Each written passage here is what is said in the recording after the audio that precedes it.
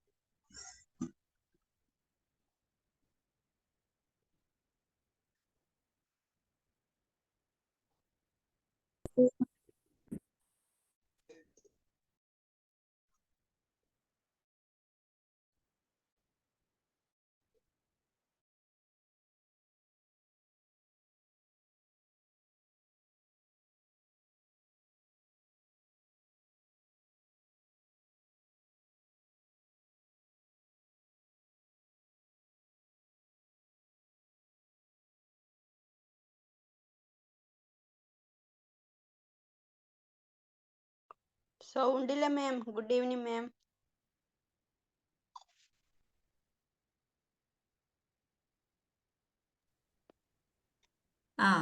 Mute ചെയ്തിട്ടില്ല, unmute ആയി കിടക്കായിരുന്നു. ഇപ്പൊ കേൾക്കുന്നുണ്ടല്ലോ അല്ലെ? Okay. Good evening, ma'am. Good evening.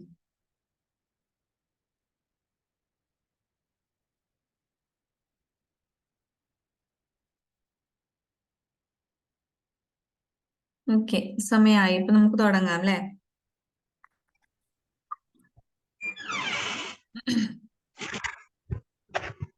ഇന്ന് നമ്മൾ എടുക്കാൻ പോകുന്നത് സെക്കൻഡ് മൊഡ്യൂൾ ആണ്. ഫസ്റ്റ് മൊഡ്യൂളില് TMA അല്ലാത്ത ചാപ്റ്റേഴ്സ് നമ്മൾ എടുത്തു കഴിഞ്ഞു കേട്ടോ.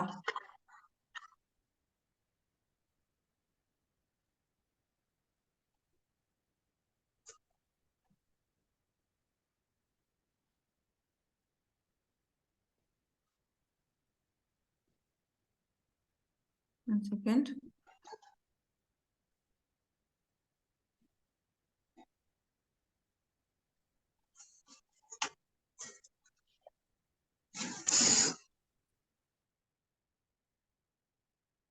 യെസ്, അപ്പൊ ഫസ്റ്റ് മൊഡ്യൂളില് നമുക്ക് 4 ചാപ്റ്റേഴ്സ് ആണ് TMA അല്ലാത്തത് എക്സാമിനായിട്ട് പഠിക്കാനുണ്ടായിരുന്നത്. അപ്പൊ 4 ചാപ്റ്റേഴ്സ് നമ്മൾ എടുത്തു കഴിഞ്ഞു. ഇന്ന് നമ്മൾ സെക്കൻഡ് മൊഡ്യൂൾ സ്റ്റാർട്ട് ചെയ്യാൻ പോവാണ്. സെക്കൻഡ് മൊഡ്യൂളിലെ ചാപ്റ്റർ 9 ആണ് ഇന്ന് നമ്മൾ എടുക്കുന്നത്. ഡൽഹി സുൽത്താനേറ്റിന്റെ സ്ഥാപനവും വ്യാപനവും എന്നുള്ള ചാപ്റ്റർ ആണ് എടുക്കാൻ പോകുന്നത് കേട്ടോ. നമുക്ക് ക്ലാസ് തുടങ്ങാം.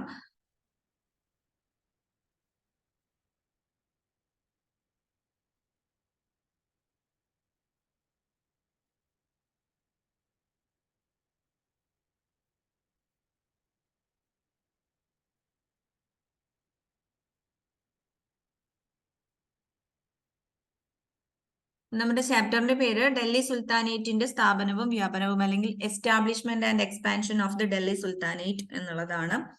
അപ്പൊ ഈ ഒരു ചാപ്റ്ററിൽ ഇപ്പൊ ഡൽഹി സുൽത്താനേറ്റ് നമ്മൾ ചാപ്റ്റർ തുടങ്ങുന്നതിന് മുൻപ് ജസ്റ്റ് ഒരു ഇൻട്രൊഡക്ഷൻ തരികയാണ്. ഇന്ത്യയില് മുസ്ലിം സാമ്രാജ്യം സ്ഥാപിക്കപ്പെട്ടത്, അല്ലെങ്കിൽ മധ്യകാല ഇന്ത്യയിൽ 2 പ്രധാന മുസ്ലിം ശക്തികളായിരുന്നു മധ്യകാല ഇന്ത്യ ഭരിച്ചിട്ടുണ്ടായിരുന്നത്. അത് 2 ഡൈനാസ്റ്റികളാണ്.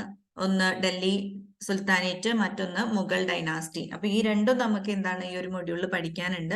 മധ്യകാല ഇന്ത്യയാണ് മൊഡ്യൂൾ 2 വരുന്നത്. നമ്മള് ആൻഷ്യന്റ് ഇന്ത്യയാണ് ഫസ്റ്റ് മൊഡ്യൂളിൽ പഠിച്ചത്. പിന്നെ ഈ ഒരു മൊഡ്യൂളിൽ വരുന്നത് നമ്മൾ മിഡീവൽ ഇന്ത്യയാണ്. അപ്പൊ മിഡീവൽ ഇന്ത്യ എന്ന് പറയുമ്പോൾ ഇന്ത്യ ഭരിച്ച പ്രധാനപ്പെട്ട 2 വംശങ്ങളാണ് നമുക്ക് പഠിക്കാനുള്ളത്. ഒന്ന് ഡൽഹി സുൽത്താനേറ്റും മറ്റൊന്ന് മുഗൾ ഡൈനാസ്റ്റിയും. ഇത് രണ്ടും ഇന്ത്യ ഭരിച്ച പ്രഗത്ഭരായ 2 മുസ്ലിം കാലഘട്ടമാണ് എന്ന് നമുക്ക് പറയാൻ പറ്റും. അപ്പൊ ഈ ഒരു ചാപ്റ്റർ ഡൽഹി സുൽത്താനേറ്റിനെ കുറിച്ചിട്ടാണ്. അപ്പൊ ഈ ഒരു ചാപ്റ്ററിൽ നമ്മൾ എന്തൊക്കെ കാര്യങ്ങളാണ് പഠിക്കാന്ന് വെച്ചാല്, ഡൽഹി സുൽത്താനേറ്റ് ഭരിച്ചിട്ടുള്ള വംശങ്ങൾ ഏതൊക്കെയാണ്? ഒരു 5 വംശങ്ങളാണ് ഡൽഹി സുൽത്താനേറ്റ് ഭരിച്ചിട്ടുള്ളത്.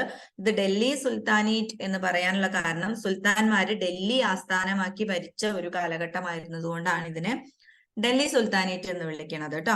സുൽത്താൻമാർ എന്ന് പറഞ്ഞാൽ തന്നെ നമുക്കറിയാം മുസ്ലിം റൂളേഴ്സിനെയാണ് നമ്മൾ സുൽത്താൻമാർ എന്ന് വിളിക്കുന്നത്. അപ്പൊ ഇതിൽ വരുന്ന 5 വംശങ്ങൾ എന്തൊക്കെയാണ്? അതിലെ പ്രധാനപ്പെട്ട റൂളേഴ്സ് ആരൊക്കെയാണ്? അവരുടെ പ്രധാന കോൺട്രിബ്യൂഷൻസ് എന്തൊക്കെയാണ്? അതുപോലെ തന്നെ ഈ ഒരു ഡൽഹി സുൽത്താനേറ്റിന്റെ അഡ്മിനിസ്ട്രേഷൻ എങ്ങനെയായിരുന്നു? സെൻട്രലൈസ്ഡ് അഡ്മിനിസ്ട്രേഷനും ലോക്കൽ അഡ്മിനിസ്ട്രേഷനും എങ്ങനെയായിരുന്നു? ഇത്രയും കാര്യങ്ങളാണ് നമുക്ക് ഇതിൽ പഠിക്കാനുള്ളത്. നമ്മൾ കഴിഞ്ഞ ക്ലാസ്സിൽ ഗുപ്ത ഡൈനാസ്റ്റി, മൗര്യ ഡൈനാസ്റ്റി ഒക്കെ പഠിച്ച പോലെ തന്നെയാണ്. ഒന്ന് അവരുടെ രാഷ്ട്രീയ എങ്ങനെയായിരുന്നു അവരുടെ ഭരണകാര്യങ്ങൾ, എന്തായിരുന്നു അവരുടെ സോഴ്സ് ഓഫ് റവന്യൂ, ആരായിരുന്നു പ്രധാനപ്പെട്ട ഭരണാധികാരികൾ, ഇതൊക്കെ തന്നെയാണ് ഈ ഒരു ചാപ്റ്ററിലും പഠിക്കാനുള്ളത്. അപ്പം ഒരു ആസ് എൻ ഇൻട്രൊഡക്ഷൻ ആയിട്ടാണ് ഞാൻ ഈ ഒരു സ്ലൈഡ് നിങ്ങളെ കാണിക്കുന്നത്. ഡൽഹി സുൽത്താനേറ്റ് ഭരിച്ചിരുന്നത് പ്രധാനമായിട്ടും 5 വംശങ്ങളായിരുന്നു. ഡൽഹി സുൽത്താനറ്റിന്റെ സ്ഥാപക വംശം എന്നറിയപ്പെടുന്നത് സ്ലേവ് ഡൈനാസ്റ്റി അല്ലെങ്കിൽ മംലൂക്ക് ഡൈനാസ്റ്റി അല്ലെങ്കിൽ ഇൽബറി ഡൈനാസ്റ്റി എന്നൊക്കെ പറയാറുണ്ട്. അപ്പൊ അടിമ വംശം അല്ലെങ്കിൽ മംലൂക്ക് വംശം എന്നൊക്കെയാണ് നമ്മളത് മലയാളത്തിൽ പറയുന്നത്. ഓക്കെ, അപ്പൊ ഡൽഹി ആസ്ഥാനമാക്കിയിട്ട് ഒരു വലിയ സാമ്രാജ്യം, ഒരു മുസ്ലിം റൂളറിന്റെ കീഴിൽ ഒരു വലിയ സാമ്രാജ്യം കെട്ടിപ്പടുക്കുന്നത് ഈ സ്ലേവ് ഡൈനാസ്റ്റി ആണ്. അപ്പം അടിമ വംശമാണ് ഇവിടെ ഒരു എന്ത് തുടങ്ങി വെച്ചതെന്ന് നമുക്ക് പറയാൻ പറ്റും.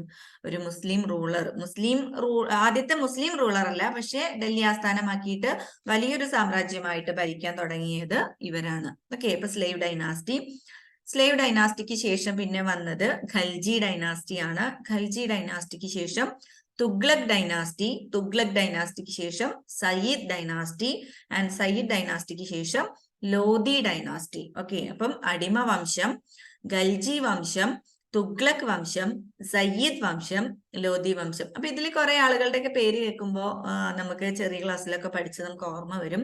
നിങ്ങള് മുഹമ്മദ് ബിൻ തുഗ്ലക് എന്നൊക്കെ കേട്ടിട്ടുണ്ടാവും അല്ലെ? അപ്പൊ അവരെ കുറിച്ചൊക്കെ നമുക്ക് ഇതിൽ പഠിക്കാനുണ്ട്. അപ്പൊ ഇതൊരു പ്രധാനപ്പെട്ട പോയിന്റ് ആണ്. ഡൽഹി ആസ്ഥാനമാക്കി ഭരിച്ച സുൽത്താൻമാരുടെ ആ വംശങ്ങൾ ഏതൊക്കെയാണെന്ന് ചോദിച്ചാൽ അടിമ വംശം, ഖൽജി വംശം, തുഗ്ലക് വംശം, സയ്യിദ് വംശം, ലോധി വംശം, ഈ 5 വംശങ്ങളാണ്. അപ്പൊ ഓരോ സമയത്തും അവരുടെ അവർ ആ ഒരു ഏരിയ ഇങ്ങനെ സ്പ്രെഡ് ചെയ്തത് നമുക്ക് ഈ ഒരു എന്തിൽ കാണാൻ പറ്റും? നമ്മുടെ ഈ ഒരു മാപ്പിൽ കാണാൻ പറ്റും. ഇതാണ് മംലൂക്ക് ഡൈനാസ്റ്റി അല്ലെങ്കിൽ അടിമ വംശം ഇത്രയും ഏരിയയാണ് അടക്കി ഭരിച്ചിരുന്നത്. പക്ഷെ പിന്നീട് മംലൂക്ക് വംശത്തിന് ശേഷം ഖൽജി വംശം രൂപവൽക്കരിക്കപ്പെട്ടപ്പോൾ കുറെ കൂടി ഏരിയയൊക്കെ അവര് കൂട്ടിച്ചേർത്തിട്ടുണ്ട്. തുഗ്ലക്ക് ആയപ്പോ കുറച്ചും കൂടി കണ്ടോ സൗത്ത് ഇന്ത്യയിലേക്കൊക്കെ കടന്നു വന്നിട്ടുണ്ട്. പിന്നെ സയ്യിദ് ഇതിൽ കാണിക്കാത്ത എന്താന്ന് വെച്ചാൽ സയ്യിദ് വളരെ കുറച്ചു കാലം മാത്രം ഭരിച്ചിട്ടുള്ളൂ. അപ്പൊ അവർക്ക് പ്രത്യേകമായിട്ടുള്ള ചേഞ്ചസ് ഒന്നും ഈ ഒരു ഏരിയയുടെ കാര്യത്തിലൊന്നും വന്നിട്ടില്ലാത്തതുകൊണ്ടാണ് മാപ്പിൽ കാണാത്തത്. പിന്നെ ലോധി വംശത്തോടു കൂടിയിട്ട് ഡൽഹി സുൽത്താനേറ്റ് ഡിക്ലൈൻ ചെയ്തു പോവാണ്, അല്ലെങ്കിൽ അത് അവസാനിച്ചു പോവാണ് ചെയ്യുന്നത്. അതുകൊണ്ടാണ് ലോധി ഡൈനാസ്റ്റി ആയപ്പോഴേക്കും കുറെ ഏരിയയൊക്കെ ചുരുങ്ങി വരുന്നതായിട്ട് നമുക്ക് കാണാൻ പറ്റുന്നത്. ഓക്കെ, ഇപ്പൊ ഡൽഹി സുൽത്താനേറ്റ് ഡൽഹി ആസ്ഥാനമാക്കിക്കൊണ്ട് ഭരിച്ച സുൽത്താൻമാരുടെ വംശം എന്ന് പറയുന്നത് ഇതൊക്കെയാണ്. അടിമ വംശം, ഖൽജി വംശം, തുഗ്ലക് വംശം, സയ്യിദ് വംശം, ലോധി വംശം. ഇനി ഇതിലേക്ക് ഓരോരോ പ്രധാനപ്പെട്ട റൂളേഴ്സിനെയും അവരുടെ ഭരണ പരിഷ്കാരങ്ങളൊക്കെ നമുക്ക് പഠിക്കാനുണ്ട്. നമ്മൾ അതിലേക്കൊക്കെ പോകും. ഇനി അപ്പൊ ഞാൻ നിങ്ങളോട് തുടക്കത്തിൽ പറഞ്ഞു ഇന്ത്യയിലേക്ക് വന്ന ആദ്യത്തെ അറബികൾ അല്ലെങ്കിൽ ആദ്യത്തെ അറബ് വംശമാണ് എന്ന് നമുക്ക് കംപ്ലീറ്റ്ലി പറയാൻ പറ്റില്ല. ഇന്ത്യയിലേക്ക് അറബികൾ വരുന്നത് ഇന്ത്യയിലേക്ക് ട്രേഡിന് വേണ്ടിയിട്ടാണ്, കച്ചവടത്തിന് വേണ്ടിയിട്ടാണ്. പക്ഷെ ഇന്ത്യ ഇൻവേഡ് ചെയ്യുന്നത്, ഇന്ത്യയുടെ ഒരു ഭാഗമൊക്കെ അവരുടെ കൈവശപ്പെടുത്തി ഭരിക്കുന്ന ആ ഒരു സമയം മുതലാണ് നമ്മൾ ഈ പറയുന്നത്. AD 700 ഒക്കെ ആയിരുന്ന ഒരു സമയത്ത് നിങ്ങൾക്ക് ഈ സൈഡിൽ ഒരു മാപ്പ് കാണാൻ പറ്റും. ഇതിലിങ്ങനെ പിങ്ക് ഷെയ്ഡിൽ കാണുന്നത് സിന്ധ് എന്ന് പറയുന്ന റീജിയൻ ആണ്. സിന്ധിന്റെ തന്നെ അടുത്തായിട്ട് നമുക്ക് ഇവിടെ പാകിസ്ഥാൻ ആ ഒരു ഏരിയ ഒക്കെ കാലിഫേറ്റ്, പാകിസ്ഥാന്റെ ഏരിയ അല്ല, ഒരു മധ്യേഷ്യയുടെ ഏരിയ ആയിട്ട് നമുക്ക് ഈ കാലിഫേറ്റ് എന്ന് കാണാം. കാലിഫേറ്റ് എന്ന് പറയുന്നത് ഉമയ്യദ് ഖലീഫമാര് ഭരിക്കുന്ന ഒരു കാലമാണ്. എന്ന് വെച്ചാൽ ഒരു 8-ാം നൂറ്റാണ്ടോട് കൂടിയിട്ടൊക്കെയാണ് പ്രൊഫറ്റ് മുഹമ്മദ് ഇസ്ലാം എന്ന് പറയുന്ന ഒരു പുതിയ മതം ആവിഷ്കരിക്കുന്നതും ആ ഒരു മതം വികസിക്കുന്നതോട് കൂടിയിട്ട് മുസ്ലിം എന്ന് പറയുന്ന പുതിയൊരു വിഭാഗം ആളുകൾ വരികയും അങ്ങനെ എന്താണ് ഒരു മുസ്ലിം ഡൈനാസ്റ്റികൾ രൂപപ്പെടുകയൊക്കെ ചെയ്തു. ഈ കാലിഫേറ്റ് എന്ന് പറയുന്നത് മുസ്ലിം ഡൈനാസ്റ്റികളെയൊക്കെയാണ് നമ്മൾ കാലിഫേറ്റ് എന്ന് കാര്യമായിട്ട് വിളിക്കുന്നത്. അപ്പം സിന്ധിന്റെ അടുത്ത് തന്നെ ഇങ്ങനെ കാലിഫേറ്റ് വളർന്നു വരുന്നത് നമുക്ക് കാണാൻ പറ്റും. അങ്ങനെ ഈ ഖാലിഫേറ്റിലുള്ള എന്താണ് ഖലീഫുമാര് സിന്ധ് ആക്രമിച്ചുകൊണ്ടാണ് ഇന്ത്യയിലേക്ക് എത്തുന്നത്. ഓക്കെ, അപ്പൊ ആ ഒരു ആക്രമണ കാരണം എന്താണെന്നൊക്കെ നമുക്ക് നോക്കാം. അപ്പൊ ആദ്യം തന്നെ അറബികള് ഇന്ത്യയുമായിട്ട് കച്ചവട ബന്ധം ഉണ്ടായിരുന്നു. അപ്പം ഇന്ത്യയിലെ സമ്പത്തിനെ കുറിച്ചും എല്ലാം അറബികൾക്ക് കൃത്യമായിട്ട് അറിയാം എന്നുള്ള ഒരു പോയിന്റ് നമ്മൾ ഓർത്തിരിക്കേണ്ടതുണ്ട്. ഓക്കെ, അങ്ങനെ AD 700 കാലഘട്ടത്തിൽ സിന്ധ് ഭരിച്ചിരുന്ന രാജാവ് ദാഹിർ എന്നുള്ള പേര്, രാജാ ദാഹിർ ആയിരുന്നു സിന്ധ് ഭരിച്ചിരുന്നത് AD 700-ാം കാലഘട്ടത്തിൽ.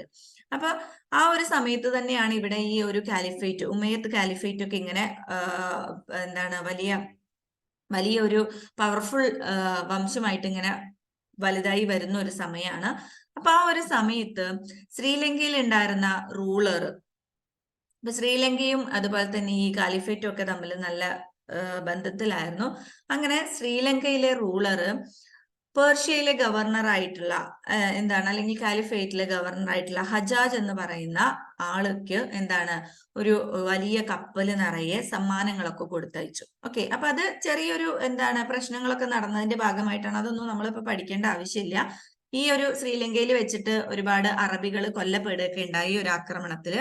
അപ്പോ അതിന്റെ ഒരു അതിന്റെ ഒരു നഷ്ടപരിഹാരം അല്ലെങ്കിൽ ആ ഒരു ദുഃഖത്തിൽ പങ്കാളിയാവുക എന്നുള്ളൊക്കെ രീതിയിൽ ശ്രീലങ്കയിലെ റൂളർ എന്ത് ചെയ്തിട്ടുണ്ട്, നമ്മുടെ പേർഷ്യയിലെ ഗവർണർ ആയിട്ടുള്ള ഹജാജിന് വലിയൊരു കപ്പലൊക്കെ നിറച്ചും ഗിഫ്റ്റും അതുപോലെ തന്നെ അവർക്ക് ആവശ്യമായിട്ടുള്ള സാധനങ്ങളും, അതായത് ഇവിടെ മരിച്ചുപോയ ആളുകളുടെ വിഡോസിനും ഒക്കെ ആയിട്ടുള്ള വിധവകൾക്കുള്ള സാധനങ്ങളും ഒക്കെ ആയിട്ട് വലിയൊരു കപ്പൽ സാധനം നിറച്ചു കൊണ്ടുപോയി എന്നാണ് പറയണത്.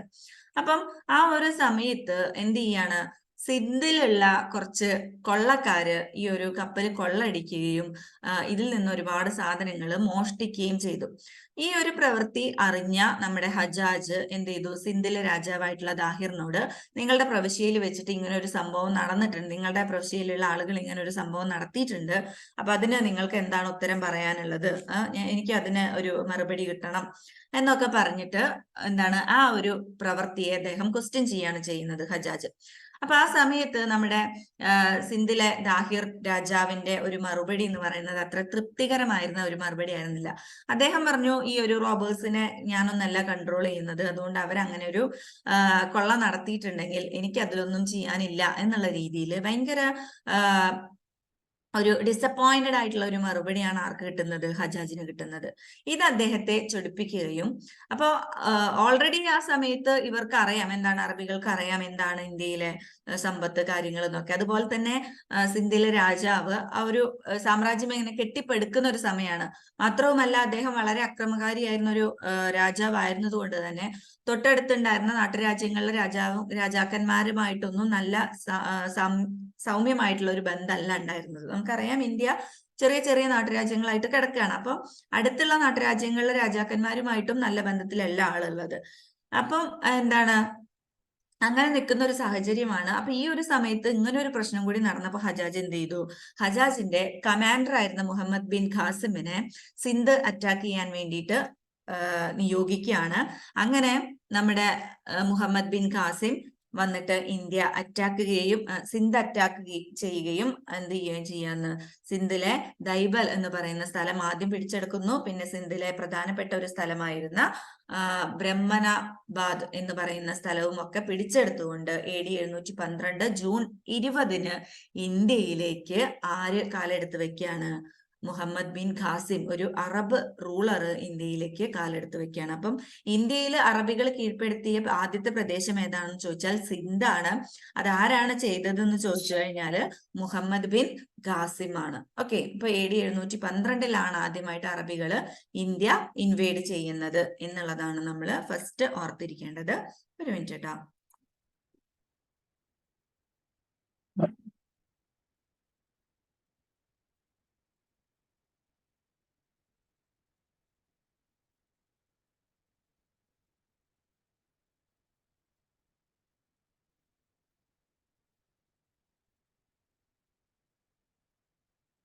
ഓക്കെ, ഇനി നമുക്കറിയാം, ഞാൻ പറഞ്ഞു എന്താണ് 7th സെഞ്ചുറിയിൽ, സോറി ഞാൻ 8th എന്നാ പറഞ്ഞിട്ടുണ്ടായിരുന്നു, 7th സെഞ്ചുറിയിലാണ് എന്ത് ചെയ്യുന്നത്, അറേബ്യയിൽ പുതിയൊരു മതം രൂപീകരിക്കപ്പെടുന്നത്.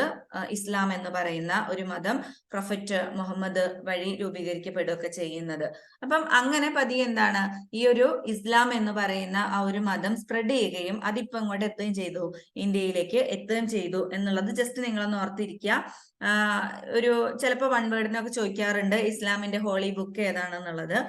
ഹോളി ബുക്ക് ഖുറാൻ ആണെന്ന് നമുക്ക് എല്ലാവർക്കും അറിയുന്നതാണ്. ഒരു മോണോതീസം ആണ് അവരുടെ, അല്ലെങ്കിൽ മോണോതീസം എന്ന് പറഞ്ഞാൽ ഒറ്റ ദൈവത്തിൽ വിശ്വസിക്കുക എന്നുള്ളതാണ്. അപ്പം ഇസ്ലാം എന്നുള്ള മതത്തിന്റെ ഏറ്റവും വലിയ സവിശേഷത എന്ന് പറയുന്നത് അവർ ബിലീഫ് ഇൻ വൺ ഗോഡ് ആണെന്നുള്ളതാണ്. അപ്പം അത് ചിലപ്പോ ഒരു മാർക്കിനൊക്കെ ചോദിച്ചേക്കാവുന്ന ക്വസ്റ്റ്യൻ ആണ്, ഈസി ആയിട്ടുള്ള ക്വസ്റ്റ്യൻ ആണ്. ഇസ്ലാമിന്റെ ഫൗണ്ടർ ആരാണ്? പ്രൊഫറ്റ് മുഹമ്മദ് ആണ്. ഹോളി ബുക്ക് ഏതാണ്? ഖുറാൻ ആണ്. അവരുടെ പ്രത്യേകത എന്താണ്? അതേ ബിലീഫ് ഇൻ വൺ ഗോഡ്. അതൊക്കെ നമുക്ക് അറിയണ കാര്യങ്ങളാണ്. ഓക്കെ, അപ്പം എന്താണ്, അപ്പൊ ഇങ്ങനെ ഇസ്ലാം എന്ന് പറയുന്ന ഒരു മതം രൂപീകരിക്കപ്പെട്ടിട്ടുണ്ട്. അതിന്റെ ഭാഗമായിട്ട് എന്താണ്, കുറച്ച് മുസ്ലിം രാജ്യങ്ങളൊക്കെ അവിടെ ഉണ്ടായിട്ടുണ്ട് എന്നുള്ള കാര്യമൊക്കെ നമ്മൾ ഓർത്തിരിക്കുക. ആദ്യമായിട്ട് ഇന്ത്യ ഇൻവേഡ് ചെയ്ത അറബ് ആരായിരുന്നു എന്നുള്ളതും നമ്മൾ പറഞ്ഞു കഴിഞ്ഞു. ആരായിരുന്നു? നമ്മുടെ ഖാസിം ആയിരുന്നു. ഇനി അടുത്ത ഒരു പ്രഗത്ഭനായ റൂളർ ഇന്ത്യ ആക്രമിക്കുന്നത് മഹമ്മൂദ് ഗസ്നിയാണ്. ഓക്കെ, മഹമ്മൂദ് ഗസ്നി. അദ്ദേഹം ഏകദേശം 17 തവണ ഇന്ത്യ ആക്രമിച്ചിട്ടുണ്ട് എന്നാണ് പറയുന്നത്. AD 1000-നും 1026-നും ഇടയ്ക്കായിട്ട് 17 തവണയോളം അദ്ദേഹം ഇന്ത്യ ആക്രമിച്ചു. അങ്ങനെ അദ്ദേഹം ആദ്യം കീഴ്പ്പെടുത്തുന്നത് ഹിന്ദുസ്ഥാൻ എന്ന് പറയുന്ന റീജിയനിലെ റൂളർ ആയിരുന്ന ജയ്പാലിനെയാണ്. 1001-ലാണ് ആദ്യമായിട്ട് അദ്ദേഹം ഇന്ത്യയിൽ ഒരു റൂളറെ തോൽപ്പിക്കുന്നത്. അത് ഹിന്ദുസ്ഥാൻ റൂളർ ആയിട്ടുള്ള ജയ്പാൽ ആയിരുന്നു. പിന്നെ എന്താണ്, 1014-നും 1019-നും ഇടയ്ക്ക് അദ്ദേഹം ഒരുപാട് സ്ഥലങ്ങളിലുള്ള ഇന്ത്യയിൽ ഉണ്ടായിരുന്ന പ്രധാനപ്പെട്ട കുറെ ക്ഷേത്രങ്ങളൊക്കെ കൊള്ളയടിച്ചു എന്നാണ് പറയുന്നത്. നാഗർകോട്ട്, താനേശ്വർ, മധുര, കനൌജ്, ഇവിടെയൊക്കെ ഉണ്ടായിരുന്ന ക്ഷേത്രങ്ങളിലെ എന്താണ് ഈ സ്വർണവും മറ്റുമൊക്കെ ലൂട്ട് ചെയ്തു എന്ന് പറഞ്ഞാൽ കൊള്ളയടിച്ചിട്ടുണ്ട്.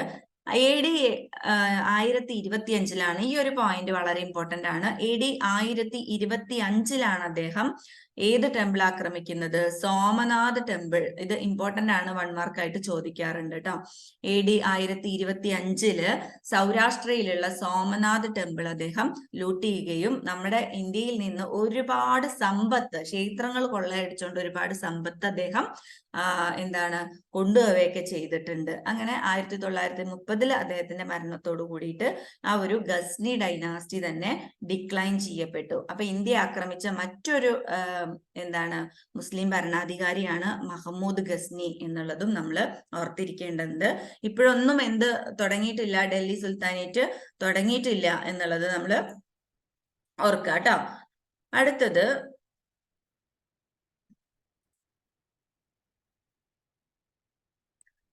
അടുത്തൊരു ഭരണാധികാരി എന്ന് പറയുന്നത് മഹ്മൂദ് ഓഫ് ഗോർ ആണ്.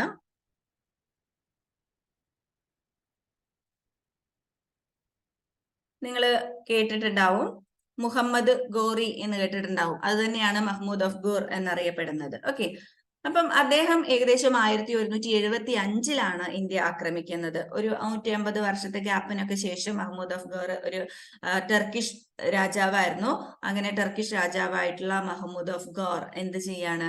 ഇന്ത്യ ആക്രമിക്കുകയാണ് ചെയ്യുന്നത്. അദ്ദേഹം അങ്ങനെ ഇന്ത്യൻ സബ് കോണ്ടിനെന്റ് കീഴ്പ്പെടുത്തി. ഇദ്ദേഹത്തെ മുഹമ്മദ് ഗോറി എന്ന് വിളിക്കാറുണ്ട്. ഈ പേരാണ് നമുക്ക് സുപരിചിതമായിട്ടുള്ള പേര്, മുഹമ്മദ് ഗോറി. അങ്ങനെ അദ്ദേഹം എന്താണ്, അഫ്ഗാനിസ്ഥാൻ കീഴടക്കി അഫ്ഗാനിസ്ഥാൻ വഴി ഇന്ത്യയിലേക്ക് പ്രവേശിക്കുകയാണ് ചെയ്യുന്നത്. അദ്ദേഹം ആക്രമിച്ച പ്രധാനപ്പെട്ട രാജവംശങ്ങൾ എന്ന് പറയുന്നത് കനൌജിലെ റത്തോർ, അതുപോലെ ഡൽഹിയും അജ്മീറും ഒക്കെ ഭരിച്ചിരുന്ന ചൗഹാൻ, ദെൻ ഗുജറാത്തിലെ സോലങ്കിഷ്, ഇതൊക്കെയാണ്. ഇതൊന്നും എക്സാമിന് ചോദിക്കില്ല. ജസ്റ്റ് എന്താണ്, ആരൊക്കെയാണ് ഡൽഹി സുൽത്താനേറ്റ് സ്ഥാപിക്കുന്നതിന് മുൻപ് ഇന്ത്യ ആക്രമിച്ചിട്ടുള്ളത് എന്നുള്ളതാണ് നമ്മൾ ഓർത്തിരിക്കേണ്ടതുള്ളൂ കേട്ടോ. അപ്പൊ മുഹമ്മദ് ഗോറി 1775-ല്, നിങ്ങളുടെ ടെക്സ്റ്റിൽ 73 എന്നും കാണുന്നുണ്ട്. ഇപ്പൊ നിങ്ങൾ ടെക്സ്റ്റിലുള്ളത് പഠിച്ചാൽ മതി. 1173-ലാണ് അദ്ദേഹം എന്ത് ചെയ്യുന്നത്? ഗസ്നിയിലെ രാജാവാവുന്നത്. അതിനുശേഷം 1175 അഫ്ഗാനിസ്ഥാൻ ആക്രമിച്ച് മുൾട്ടാൻ ഇന്ത്യയിലേക്ക് കടക്കുകയും ഇന്ത്യയിൽ എന്താണ് മുൾട്ടാൻ കീഴടക്കുകയും ചെയ്യുന്നു. മുൾട്ടാൻ കീഴടക്കിയതിനു ശേഷം ഇന്ത്യയിലെ പഞ്ചാബ്, അതുപോലെ തന്നെ ഗുജറാത്ത് എന്നീ റീജിയൻസ് ഒക്കെ കീഴ്പ്പെടുത്തുന്നുണ്ട്. ഇനിയാണ് നമ്മൾ പ്രധാനപ്പെട്ട കാര്യത്തിലേക്ക് കിടക്കുന്നത്. അങ്ങനെ ഈ മുഹമ്മദ് ഓഫ് ഗോറി ഇന്ത്യയിലെത്തി, ഇന്ത്യയിൽ ഓരോരോ ഭാഗങ്ങളായിട്ട് ഇങ്ങനെ ആക്രമിച്ച് കീഴ്പ്പെടുത്തി വരികയാണ്. അങ്ങനെ അദ്ദേഹം എന്താണ് ചൗഹാനിലെ അന്നത്തെ രാജാവായിരുന്ന പൃഥ്വിരാജ് ചൗഹാനുമായിട്ട് യുദ്ധം ചെയ്യുന്നു. ആ യുദ്ധത്തെയാണ് ഒന്നാം തറൈൻ യുദ്ധം എന്ന് വിളിക്കുന്നത്. ഓക്കെ, ഞാൻ ഈ ഒരു സ്ക്രീൻ ഷെയർ ഒന്ന് മാറ്റിയിട്ട് മറ്റൊന്നിലേക്ക് പോവാണ് കേട്ടോ.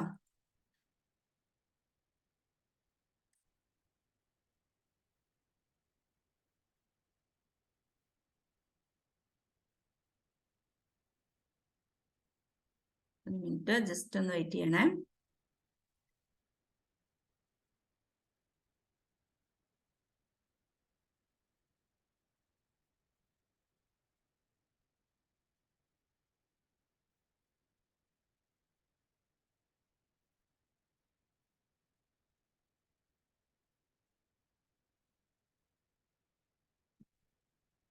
കാണാൻ പറ്റുന്നുണ്ടോ?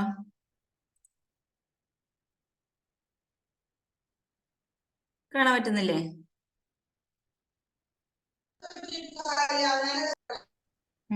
ഷെയർ ചെയ്ത് കാണാൻ പറ്റുന്നുണ്ടോ? ഉണ്ട്.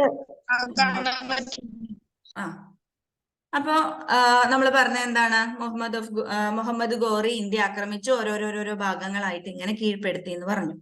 അങ്ങനെ ഇന്ത്യയിൽ അന്നത്തെ പ്രധാനപ്പെട്ട ഒരു വളരെ പവർഫുൾ ആയിട്ടുള്ള ഒരു നാട്ടുരാജ്യമായിരുന്നു ചൗഹാൻ എന്ന് പറയുന്നത്. അപ്പൊ അവിടുത്തെ രാജാവ് പൃഥ്വിരാജ് ചൗഹാൻ ആയിരുന്നു. അങ്ങനെ ഇദ്ദേഹം എന്താണ് പൃഥ്വിരാജ് ചൗഹാനുമായിട്ട് യുദ്ധം ചെയ്യാണ്. ആ യുദ്ധമാണ് ഒന്നാം തറൈൻ യുദ്ധം, the first battle of Tarain എന്നറിയപ്പെടുന്നത്. ഇത് വർഷം ഇമ്പോർട്ടന്റ് ആണ്, 1 മാർക്കൊക്കെ ആയിട്ട് ചോദിക്കാറുണ്ട്. ഫസ്റ്റ് ബാറ്റിൽ ഓഫ് ടെറൈൻ അല്ലെങ്കിൽ ഒന്നാം തറൈൻ യുദ്ധം നടക്കുന്നത് AD 1191. ഓക്കെ, അപ്പൊ ഇത് ആരൊക്കെ തമ്മിലാണ് നടക്കുന്നത്? മുഹമ്മദ് ഗോറിയും പൃഥ്വിരാജ് ചൗഹാനും തമ്മിലാണ് ഈ ഒരു യുദ്ധം നടക്കുന്നത്. ഒന്നാം തറൈൻ യുദ്ധത്തില് മുഹമ്മദ് ഗോറിയും പൃഥ്വിരാജ് ചൗഹാനും തമ്മിൽ യുദ്ധം നടക്കുന്നു. പക്ഷേ പൃഥ്വിരാജ് ചൗഹാൻ മുഹമ്മദ് ഗോറിയെ ആ യുദ്ധത്തില് തോൽപ്പിക്കുകയാണ് ചെയ്യുന്നത്. ഓക്കെ, ആ യുദ്ധത്തിൽ ജയിക്കുന്നത് പൃഥ്വിരാജ് ചൗഹാൻ ആണ്. പക്ഷേ തൊട്ടടുത്ത വർഷം എന്ത് ചെയ്തു? ഇയാള് മുഹമ്മദ് ഗോറി ഒന്നുകൂടി അദ്ദേഹത്തിന്റെ സൈന്യത്തെ ഒക്കെ വലുതാക്കിയിട്ട് വീണ്ടും പൃഥ്വിരാജ് ചൗഹാനെ ആക്രമിക്കുകയാണ് ഉണ്ടായത്. ഓക്കെ, അപ്പൊ ഒന്നാം തറൈൻ യുദ്ധത്തിൽ പൃഥ്വിരാജ് ചൗഹാൻ ജയിച്ചു കഴിഞ്ഞപ്പോ അദ്ദേഹം വിചാരിച്ചു ഇനി എന്താണ് മുഹമ്മദ് ഗോറി നമ്മളെ അറ്റാക്ക് ചെയ്യാൻ വരില്ല എന്ന് വിചാരിച്ചു. അതുകൊണ്ട് തന്നെ അത്രയ്ക്കും എന്താണ് കെയർഫുൾ ആയിട്ട് ഇരിക്കാൻ ആരും ശ്രമിച്ചില്ല, പൃഥ്വിരാജ് ചൗഹാൻ ശ്രമിച്ചില്ല. പക്ഷേ രണ്ടാം തറൈൻ യുദ്ധത്തിൽ എന്താ ഉണ്ടായത് എന്ന് വെച്ചാല് വളരെ സുസംഘടിതമായിട്ടുള്ള ഒരു തുർക്കി പടയുടെ ഹെൽപ്പോട് കൂടിയിട്ട് വീണ്ടും ചൗഹാനെ അറ്റാക്ക് ചെയ്യാൻ വരികയാണ്. നമ്മുടെ മുഹമ്മദ് ഗോറി അറ്റാക്ക് ചെയ്യാൻ വരികയാണ്. പക്ഷെ second battle of ടെറൈനില് Prithviraj Chauhan പിടിച്ചു നിൽക്കാൻ കഴിഞ്ഞില്ല എന്നുള്ളതാണ്, അദ്ദേഹം തോറ്റുപോയി. അപ്പൊ 1192 രണ്ടാം തറൈൻ യുദ്ധം നടക്കുന്നത്. അപ്പൊ ഇതാണ് നമ്മുടെ ഇന്ത്യൻ ഹിസ്റ്ററിയിലെ ഒരു വലിയ ടേണിംഗ് പോയിന്റ് എന്ന് പറയുന്നത് ഈ രണ്ടാം തറൈൻ യുദ്ധമാണ്. രണ്ടാം തറൈൻ യുദ്ധത്തോടു കൂടിയിട്ടാണ് ഇന്ത്യയില് എന്ത് വരുന്നത്? ഒരു വളരെ ശക്തമായിട്ടുള്ള ഒരു മുസ്ലിം ഭരണം വരുന്നത്, അല്ലെങ്കിൽ ഒരു തുർക്കി ഭരണം. തുർക്കികൾ ഇന്ത്യയിൽ വന്ന് ആദ്യമായിട്ട് ഭരിക്കുന്നത് രണ്ടാം തറൈൻ യുദ്ധത്തിലെ തോൽവിയോട് കൂടിയിട്ടാണ്. ഓക്കെ, അപ്പൊ ഇവരെന്താണ് വളരെ വലിയ ഒരു സൈന്യത്തെയൊക്കെ കൂട്ടിയിട്ടാണ് ഇദ്ദേഹം രണ്ടാമത് പൃഥ്വിരാജ് ചൗഹാനെ ആക്രമിക്കാൻ വരുന്നത്. മാത്രവുമല്ല വളരെ മോഡേൺ ആയിട്ടുള്ള എക്യുപ്മെന്റ്സ് എന്ന് വെച്ചാൽ എന്താണ് ഹോഴ്ഷു എന്ന് കേട്ടിട്ടുണ്ടാവും നിങ്ങൾ. കുതിരയ്ക്ക് സ്പീഡിൽ ഓടാൻ വേണ്ടിയിട്ട് കുതിരയുടെ കാലിന്റെ അടിയിൽ കുതിരലാടം തിറക്കില്ലേ, അതാണ് ഹോഴ്ഷു എന്ന് പറയുന്നത്. അതുപോലെ തന്നെ യൂസ് ഓഫ് അയൺ സ്റ്റിറപ്പ്, ഇത് രണ്ടും ഇമ്പോർട്ടന്റ് ആയിട്ടുള്ള പോയിന്റ് ആണ്. ദ ഫസ്റ്റ് ഈ കാണുന്ന സാധനം ഹോഴ്ഷു ആൻഡ് എന്താണ് use of iron stirrup. Iron stirrup എന്ന് പറഞ്ഞാൽ കുതിരപ്പുറത്തിരുന്ന് യുദ്ധം ചെയ്യുന്ന ആളുകള് കുതിര സ്പീഡിൽ ഓടുമ്പോഴും വിടാതിരിക്കാൻ വേണ്ടിയിട്ട് കാലിങ്ങനെ ലോക്ക് ചെയ്ത് വെക്കുന്ന ഒരു ഇരുമ്പിന്റെ ചെറിയൊരു സാധനമുണ്ട്, അതിനെയാണ് അയൺ സ്റ്റിറപ്പ് എന്ന് വിളിക്കുന്നത്. അപ്പൊ ഈ അയൺ സ്റ്റിറപ്പും ഹോഴ്ഷും ഒക്കെ ഉപയോഗിച്ചുകൊണ്ട് വളരെ വലിയൊരു തുർക്കി പടയും കൂട്ടിയിട്ടാണ് പിന്നീട് പൃഥ്വിരാജ് ചൗഹാനുമായിട്ട് യുദ്ധം ചെയ്യാൻ വേണ്ടിയിട്ട് ആര് വന്നത്? മുഹമ്മദ് ഗോറി വന്നത്. പിന്നെ ഇന്ത്യയിലെ നാട്ടുരാജാക്കന്മാരുടെ പ്രത്യേകത എന്താന്ന് വെച്ചാൽ അവര് പരസ്പരം എന്താണ് തമ്മിൽ തല്ലിക്കൊണ്ടിരിക്കുന്നവരാണ്. അതുകൊണ്ട് തന്നെ പൃഥ്വിരാജ് ചൗഹാനെ ഹെൽപ്പ് ചെയ്യാനും ഇന്ത്യയിലെ പ്രഗത്ഭരായിട്ടുള്ള രാജാക്കന്മാരൊന്നും വന്നില്ല. ഇതും എന്താണ് അദ്ദേഹം പരാജയപ്പെടാനുള്ള ഒരു കാരണമായിട്ട് മാറി. അപ്പൊ ഒന്നാം തറൈൻ യുദ്ധത്തിൽ പൃഥ്വിരാജ് ചൗഹാൻ ജയിച്ചു. പക്ഷെ രണ്ടാം തറൈൻ യുദ്ധത്തിൽ എന്താണ് പൃഥ്വിരാജ് ചൗഹാൻ തോറ്റുപോയി എന്നുള്ളതാണ് നമുക്ക് ഓർത്തിരിക്കാനുള്ളത്. അപ്പൊ after the second Tarain battle of second Tarain എന്ത് സംഭവിച്ചു? ഇവിടെ ഒരു മുഹമ്മദ് ഗോറി ഇവിടെ എന്താണ് അദ്ദേഹത്തിൻ്റെതായ ഒരു തുർക്കി സാമ്രാജ്യം ഇവിടെ കെട്ടിപ്പടുക്കുകയാണ് ചെയ്യുന്നത്. പിന്നീട് അദ്ദേഹം എന്ത് ചെയ്യാണ്? ഈ ഒരു രണ്ടാം തറൈൻ യുദ്ധത്തിന് ശേഷം ആര് വന്നു? മുഹമ്മദ് ഗോറി വന്നു. അങ്ങനെ മുഹമ്മദ് ഗോറി കുറച്ചു കാലൊക്കെ ഇവിടെ അങ്ങനെ താമസിച്ചതിന് ശേഷം അയാൾ തിരിച്ചുപോയി. അയാൾ എന്ത് ചെയ്തു? ഇന്ത്യയിൽ അയാൾ പിടിച്ചെടുത്തിട്ടുള്ള സ്ഥലങ്ങളൊക്കെ കുത്ബുദ്ദീൻ ഐബക്, അദ്ദേഹത്തിന്റെ ജനറൽ ആയിരുന്നു കുത്ബുദ്ദീൻ ഐബക് എന്ന് പറയുന്ന ആള്. കുത്ബുദ്ദീൻ ഐബക് ഒരു സ്ലേവ് ആണ്, അടിമയാണ്. പക്ഷെ അദ്ദേഹം വളരെ പ്രഗത്ഭനായിരുന്ന ആളായതുകൊണ്ട് ഗസ്നി എന്തായിട്ട് ചെയ്തിട്ടുണ്ടായിരുന്നു? മുഹമ്മദ് ഗോറി അദ്ദേഹത്തെ എന്താണ് നമ്മുടെ കുത്ബുദ്ദീൻ ഐബക്കിന്റെ അദ്ദേഹത്തിന്റെ ജനറൽ ആക്കി വെച്ചിട്ടുണ്ടായിരുന്നു. അങ്ങനെ ഈ ജനറലിനെ ഇന്ത്യയെ ഏൽപ്പിച്ചുകൊണ്ട് അദ്ദേഹം മടങ്ങിപ്പോയി. അങ്ങനെ കുത്ബുദ്ദീൻ ഐബക്കാണ് ഇന്ത്യയിൽ എന്ത് തുടങ്ങുന്നത്? ഒരു മുസ്ലിം സാമ്രാജ്യം സ്ഥാപിക്കുന്നത്. അവിടെ മുതലാണ് എന്ത് സ്റ്റാർട്ട് ചെയ്യുന്നത്? ഡൽഹി സുൽത്താനേറ്റ് സ്റ്റാർട്ട് ചെയ്യുന്നത്. അപ്പോ കുത്ബുദ്ദീൻ ഐബക്ക് ഒരു സ്ലേവ് ആയതുകൊണ്ട് തന്നെ അദ്ദേഹം സ്ഥാപിച്ച ഡൈനാസ്റ്റി ആയതുകൊണ്ടാണ് അതിനെ സ്ലേവ് ഡൈനാസ്റ്റി അല്ലെങ്കിൽ എന്താണ് അടിമ വംശം എന്ന് വിളിക്കുന്നത്. ഓക്കെ, അപ്പം ഇവിടെ ഒരു ഡൽഹി സുൽത്താനേറ്റ്, ഇന്ത്യയിൽ ഡൽഹി സുൽത്താനേറ്റ് വരാനുണ്ടായ കാരണം എന്ന് പറയുന്നത് രണ്ടാം തറൈൻ യുദ്ധമാണ്. പൃഥ്വിരാജ് ചൗഹാനെ തോൽപ്പിച്ചുകൊണ്ടാണ് ഇന്ത്യയിൽ ഡൽഹി സുൽത്താനേറ്റിന്റെ ഭരണം ആരംഭിക്കുന്നത്. അത് സ്ഥാപിക്കുന്നത് കുത്ബുദ്ദീൻ ഐബക്കാണ്. കുത്ബുദ്ദീൻ ഐബക്ക് നമ്മുടെ മുഹമ്മദ് ഗോറിയുടെ ജനറൽ ആയിരുന്നു. കുത്ബുദ്ദീൻ ഐബക്ക് ഒരു സ്ലേവ് ആയിരുന്നു, ഒരു അടിമയായിരുന്നു. അതുകൊണ്ടാണ് ഈ വംശത്തെ അടിമ വംശം എന്ന് വിളിക്കുന്നത്. ഓക്കെ, ഇത്രയും കാര്യം ക്ലിയർ ആണെന്ന് തോന്നുന്നു. ഇനി നമുക്ക് മംലൂക്ക് ഡൈനാസ്റ്റിയിലെ അല്ലെങ്കിൽ സ്ലേവ് ഡൈനാസ്റ്റിയിലെ പ്രധാനപ്പെട്ട ഭരണാധികാരികൾ ആരൊക്കെയായിരുന്നു എന്നുള്ളത് നോക്കാം. കുത്ബുദ്ദീൻ ഐബക്കാണ് സ്ഥാപകൻ എന്ന് നമ്മൾ പറയുകയുണ്ടായി. അപ്പൊ അദ്ദേഹമാണ് ആദ്യത്തെ റൂളർ എന്ന് പറയുന്നത്. പിന്നീട് വരുന്ന റൂളർ ഇൽതുമിഷ് ആണ്. ഇൽതുമിഷ്, പിന്നെ റസിയ സുൽത്താന, പിന്നെ നസറുദ്ദീൻ മഹ്മൂദ്, ദെൻ ബാൽബൻ. ഓക്കെ, ഇവരൊക്കെയാണ് പ്രഗത്ഭരായിട്ടുള്ള മംലൂക്ക് ഡൈനാസ്റ്റിയിലെ രാജാക്കന്മാര്. അപ്പൊ ഇവരുടെയൊക്കെ ചെറിയ ചെറിയ കാര്യങ്ങൾ നമുക്ക് കുറച്ച് പഠിച്ചു പോകാനുണ്ട്. കുത്ബുദ്ദീൻ ഐബക്കിനെ കുറിച്ച് 2 പോയിന്റ് മാത്രം ഓർത്തു വെച്ചാൽ മതി. അദ്ദേഹം എന്താണ്? മുഹമ്മദ് ഗോറിയുടെ ജനറൽ ആയിരുന്നു. അദ്ദേഹം സ്ലേവ് വംശത്തിൽ നിന്നുള്ള ആളായിരുന്നു. അദ്ദേഹമാണ് എന്ത് സ്ഥാപിക്കുന്നത്? സ്ലേവ് ഡൈനാസ്റ്റി സ്ഥാപിക്കുന്നത്. So founder of slave dynasty അല്ലെങ്കിൽ ഫൗണ്ടർ ഓഫ് ഡൽഹി സുൽത്താനേറ്റ് എന്ന് ചോദിച്ചാലും ഫൗണ്ടർ ഓഫ് സ്ലേവ് ഡൈനാസ്റ്റി എന്ന് ചോദിച്ചാലും ആര് തന്നെയാണ്? കുത്ബുദ്ദീൻ ഐബക്ക് ആണ് എന്നുള്ളത് ഓർത്ത് വെക്കാം. ഓക്കെ, ഇനി നമ്മൾ പ്രഗത്ഭനായ മറ്റൊരു ഭരണാധികാരിയിലേക്ക് വരാണ്. അദ്ദേഹത്തിന്റെ പേരായിരുന്നു ഇൽതുമിഷ്. ഓക്കെ, ഇൽതുമിഷ് ആണ് ആക്ച്വലി ഡൽഹി സുൽത്താനേറ്റിന്റെ യഥാർത്ഥ സ്ഥാപകൻ എന്നറിയപ്പെടുന്നത് ഇൽതുമിഷ് ആണ്. കാരണം ഇദ്ദേഹമാണ് ഒരുപാട് ഭരണ പരിഷ്കാരങ്ങൾ നടപ്പിലാക്കുന്നത്. അതുകൊണ്ടാണ് ഇദ്ദേഹത്തെ യഥാർത്ഥ സ്ഥാപകൻ എന്ന് വിളിക്കുന്നത്. ഇൽതുമിഷിന്റെ കാലത്ത് നടപ്പിലാക്കിയ ഒരു സമ്പ്രദായമായിരുന്നു ഇഖ്താർ സമ്പ്രദായം എന്ന് പറയുന്നത്. ഓക്കെ, ഇഖ്താർ സമ്പ്രദായം എന്ന് പറഞ്ഞു കഴിഞ്ഞാൽ സൈനികർക്ക്, പട്ടാളക്കാർക്ക് ശമ്പളത്തിന് പകരം ഇഖ്ത എന്നുള്ള പേരിൽ ഭൂമി പതിച്ചു നൽകുന്നതിനെയാണ് ഇഖ്ത സമ്പ്രദായം എന്ന് വിളിക്കുന്നത്. ഓക്കെ, ഇഖ്ത സമ്പ്രദായം എക്സാമിന് ചോദിക്കാറുണ്ട്. പക്ഷെ നിങ്ങളുടെ ടെക്സ്റ്റിൽ അല്ലെങ്കിൽ നിങ്ങളുടെ ഗൈഡിലൊക്കെ എന്താണ് വളരെ വലുതായിട്ടൊന്നും എഴുതി പോയിട്ടില്ല അല്ലെങ്കിൽ എക്സ്പ്ലെയിൻ ചെയ്ത് പോയിട്ടില്ലാത്തൊരു സംഗതിയാണ്. പക്ഷെ എക്സാമിന് ചോദിക്കാറുള്ള ഒരു പോയിന്റ് ആണ്. അതുകൊണ്ട് നിങ്ങൾ കൃത്യമായിട്ട് ഓർത്ത് വെക്കണം. ഇഖ്തദാർ സമ്പ്രദായം എന്ന് പറഞ്ഞു കഴിഞ്ഞാൽ ഇൽതുമിഷ് ആണ് അത് നടപ്പിലാക്കിയത്. ഡൽഹി സുൽത്താനേറ്റിൽ ഉണ്ടായിരുന്ന ഒരു സംഭവമായിരുന്നു.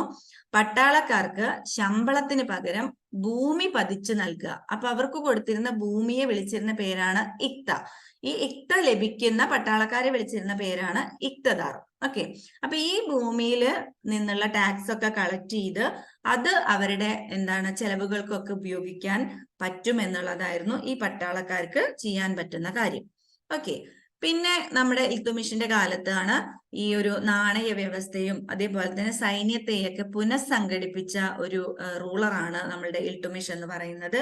അതുപോലെ തന്നെ അദ്ദേഹത്തിന്റെ ഭരണകാലത്ത് തുർക്കി അടിമകളുടെ സംഘം അദ്ദേഹത്തിന്റെ കീഴിലുണ്ടായിരുന്നു. 40 പേരടങ്ങുന്ന തുർക്കി അടിമകളുടെ സംഘം ഉണ്ടായിരുന്നു. ഇവരെ ടർക്കാനി, ചഗൽഗാനി എന്നൊക്കെയാണ് ഈ ഒരു അടിമ സംഘത്തെ വിളിച്ചിരുന്നത്. ഓക്കെ, ടർക്കാനി, ചഗൽഗാനി എന്നൊക്കെയാണ് വിളിച്ചിരുന്നത്. അതുപോലെ തന്നെ അദ്ദേഹം ഒരുപാട് നാണയങ്ങളൊക്കെ പുറത്തിറങ്ങിയിട്ടുണ്ടായിരുന്നു. അദ്ദേഹം പുറത്തിറക്കിയ ചെമ്പ് നാണയത്തിന്റെ പേര് ജിറ്റാൽ എന്നായിരുന്നു. വെള്ളി നാണയത്തിന്റെ പേര് ടാങ്ക എന്നായിരുന്നു. ഓക്കെ, ഇനി റസിയ സുൽത്താന. റസിയ സുൽത്താനയുടെ പ്രത്യേകത, റസിയ സുൽത്താന ഇൽത്തുമിഷിന്റെ മകളാണ്. അപ്പൊ ഇൽത്തുമിഷിന്റെ മരണശേഷം റസിയ സുൽത്താനയാണ് ഭരണാധികാരിയായിട്ട് വരുന്നത്. കാരണം വളരെ പ്രഗത്ഭയായ ഒരു സ്ത്രീയായിരുന്നു റസിയ സുൽത്താന എന്ന് പറയുന്നത്. അപ്പം സഹോദരന്മാരെയൊക്കെ അവരുടെയൊക്കെ വെറുപ്പ് സമ്പാദിച്ചുകൊണ്ടാണ് ഈ ഒരു റസിയ സുൽത്താന രാജ്ഞിയായിട്ട് വരുന്നത്. ഓക്കെ, അതുകൊണ്ട് തന്നെ ഈ സ്വന്തം സഹോദരങ്ങളൊക്കെ തന്നെ വഞ്ചിച്ച് പെട്ടെന്ന് തന്നെ ഭരണത്തിൽ നിന്ന് ഇറക്കുകയാണ് ഇവര് ചെയ്തിട്ടുള്ളത്. ഇറക്കല്ല, ഇവര് കൊന്നുകളയാണ് ചെയ്തിട്ടുള്ളത്. കാരണം റസിയ സുൽത്താന അന്ന് അവിടെ നിലനിന്നിരുന്ന ആ ഒരു നോബിൾസിന്റെ, പ്രഭുക്കന്മാരുടെയൊക്കെ ധൂർത്തിനെയൊക്കെ ചോദ്യം ചെയ്യേണ്ടായി.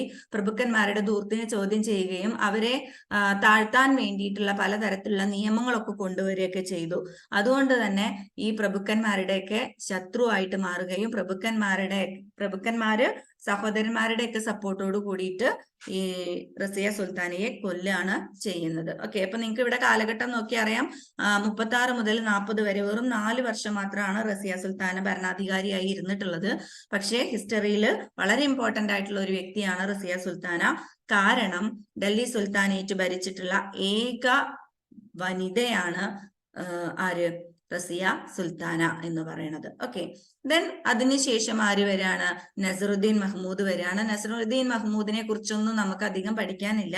ദെൻ ബഹ്റാം ഷാ, മസൂർ ഷാ ഒക്കെ വരുന്നുണ്ട്. ഇവരെ കാര്യങ്ങളൊന്നും നമുക്ക് പഠിക്കേണ്ടതായിട്ടില്ല. പിന്നെ നമുക്ക് കാര്യമായിട്ട് പഠിക്കാനുള്ളത് ആരെ കുറിച്ചാണ്? ബാൽബനെ കുറിച്ചിട്ടാണ്.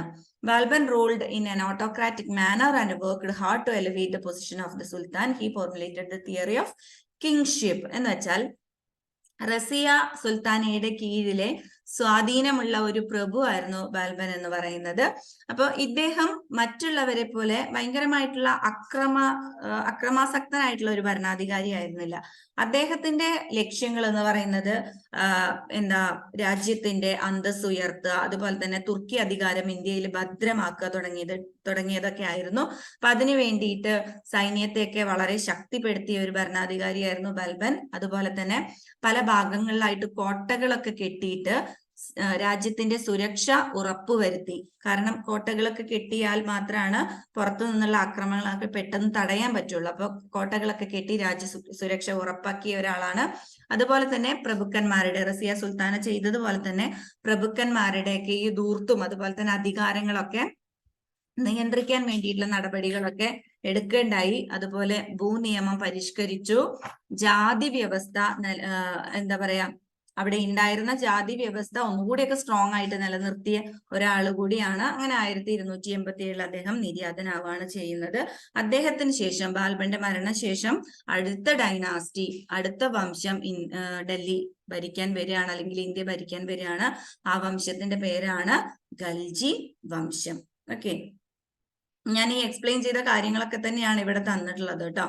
ജസ്റ്റ് നിങ്ങൾ ഇങ്ങനെ വായിച്ചു പോയാൽ മതി. ബാൽബന്റെ കാര്യങ്ങളാണ് ഇതൊക്കെ. organized a strong centralized army both to deal with internal disturbances. എന്ന് വെച്ചാൽ വളരെ ശക്തമായ ഒരു സൈന്യത്തെ അദ്ദേഹം രൂപീകരിക്കുകയുണ്ടായി. അതുപോലെ തന്നെ ഒരു മിലിറ്ററി ഡിപ്പാർട്ട്മെന്റ് രൂപീകരിക്കുകയുണ്ടായി. ആ മിലിറ്ററി ഡിപ്പാർട്ട്മെന്റിന്റെ പേരായിരുന്നു ദിവാൻ ഇ അർസ് എന്ന്. ഓക്കെ, മിലിറ്ററി ഡിപ്പാർട്ട്മെന്റിന്റെ പേരായിരുന്നു ദിവാൻ ഇ അർസ് എന്ന് പറയുന്നത്. അങ്ങനെ അദ്ദേഹത്തിന്റെ ഭരണശേഷം നമുക്ക് ഒരു സ്ലേവ് ഡൈനാസ്റ്റി അവസാനിച്ചു എന്നുള്ളത് നമുക്ക് പറയാൻ പറ്റും. ഓക്കെ, ഇനി അടുത്ത ഡൈനാസ്റ്റി വരികയാണ്. ഏത് ഡൈനാസ്റ്റിയാണ്? സെക്കൻഡ് ഡൈനാസ്റ്റി നമ്മളുടെ ഖൽജി ഡൈനാസ്റ്റിയാണ്. ഖൽജി വംശത്തിന്റെ സ്ഥാപകൻ എന്നറിയപ്പെടുന്നത് ജലാലുദ്ദീൻ ഖൽജിയാണ് കേട്ടോ.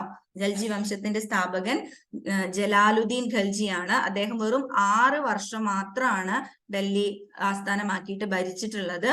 അദ്ദേഹത്തിന്റെ മരുമകനായിട്ടുള്ള അലാവുദ്ദീൻ ഖൽജിയാണ് ഖൽജി വംശത്തിലെ പ്രഗത്ഭനായ രാജാവ് എന്നറിയപ്പെടുന്നത്. ഓക്കെ, അലാവുദ്ദീൻ ഖൽജിയാണ് ഖൽജി വംശത്തിലെ പ്രഗത്ഭനായിട്ടുള്ള രാജാവ്. പക്ഷെ അലാവുദ്ദീൻ ഖൽജി അല്ല ഖൽജി വംശം സ്ഥാപിച്ചത്, ജലാലുദ്ദീൻ ഖൽജിയാണ്. അപ്പൊ 1 മാർക്കിന് വന്നു കഴിഞ്ഞാൽ അത് അങ്ങോട്ടും ഇങ്ങോട്ടും തെറ്റിപ്പോകരുത്.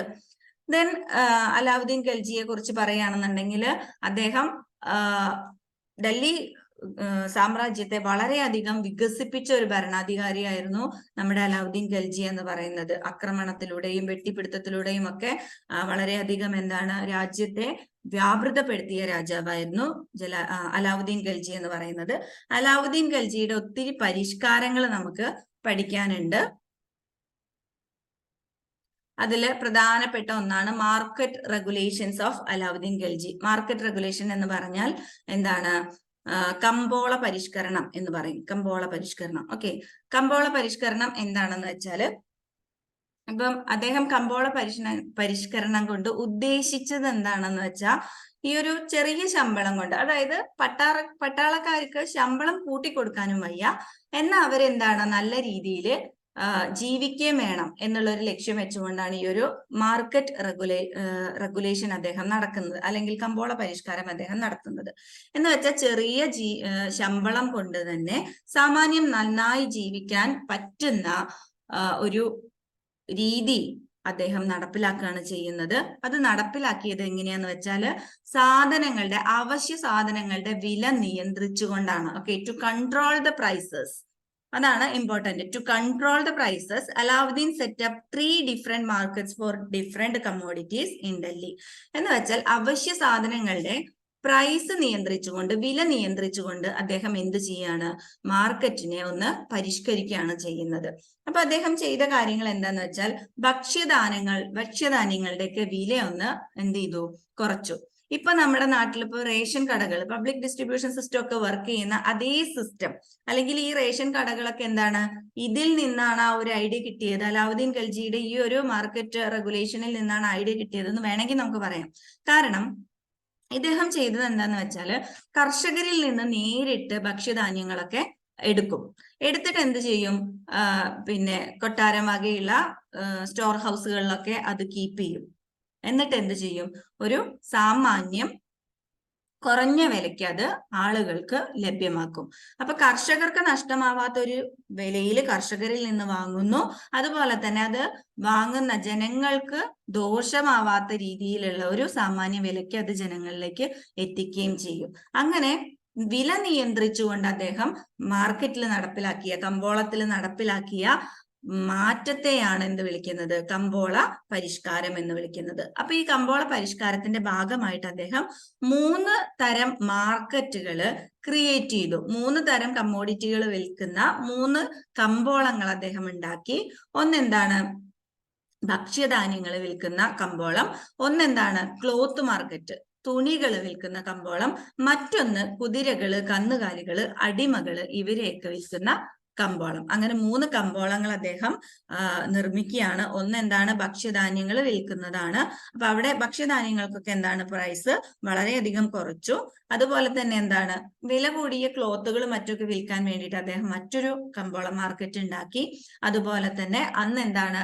ഈ സ്ലേവ്സിനെ, അടിമകളൊക്കെ വാങ്ങാൻ വിൽക്കുകയൊക്കെ ചെയ്യാൻ പറ്റുന്ന ഒരു കാലഘട്ടമാണ്. അപ്പൊ അടിമകളെ വാങ്ങാനും വിൽക്കാനും, കന്നുകാലികളെ വാങ്ങാനും വിൽക്കാനും, അതുപോലെ തന്നെ ഹോഴ്സസിനെ വാങ്ങാനും വിൽക്കാനും ഒക്കെ ആയിട്ട് മറ്റൊരു മാർക്കറ്റ് അദ്ദേഹം നിർമ്മിക്കുകയുണ്ടായി.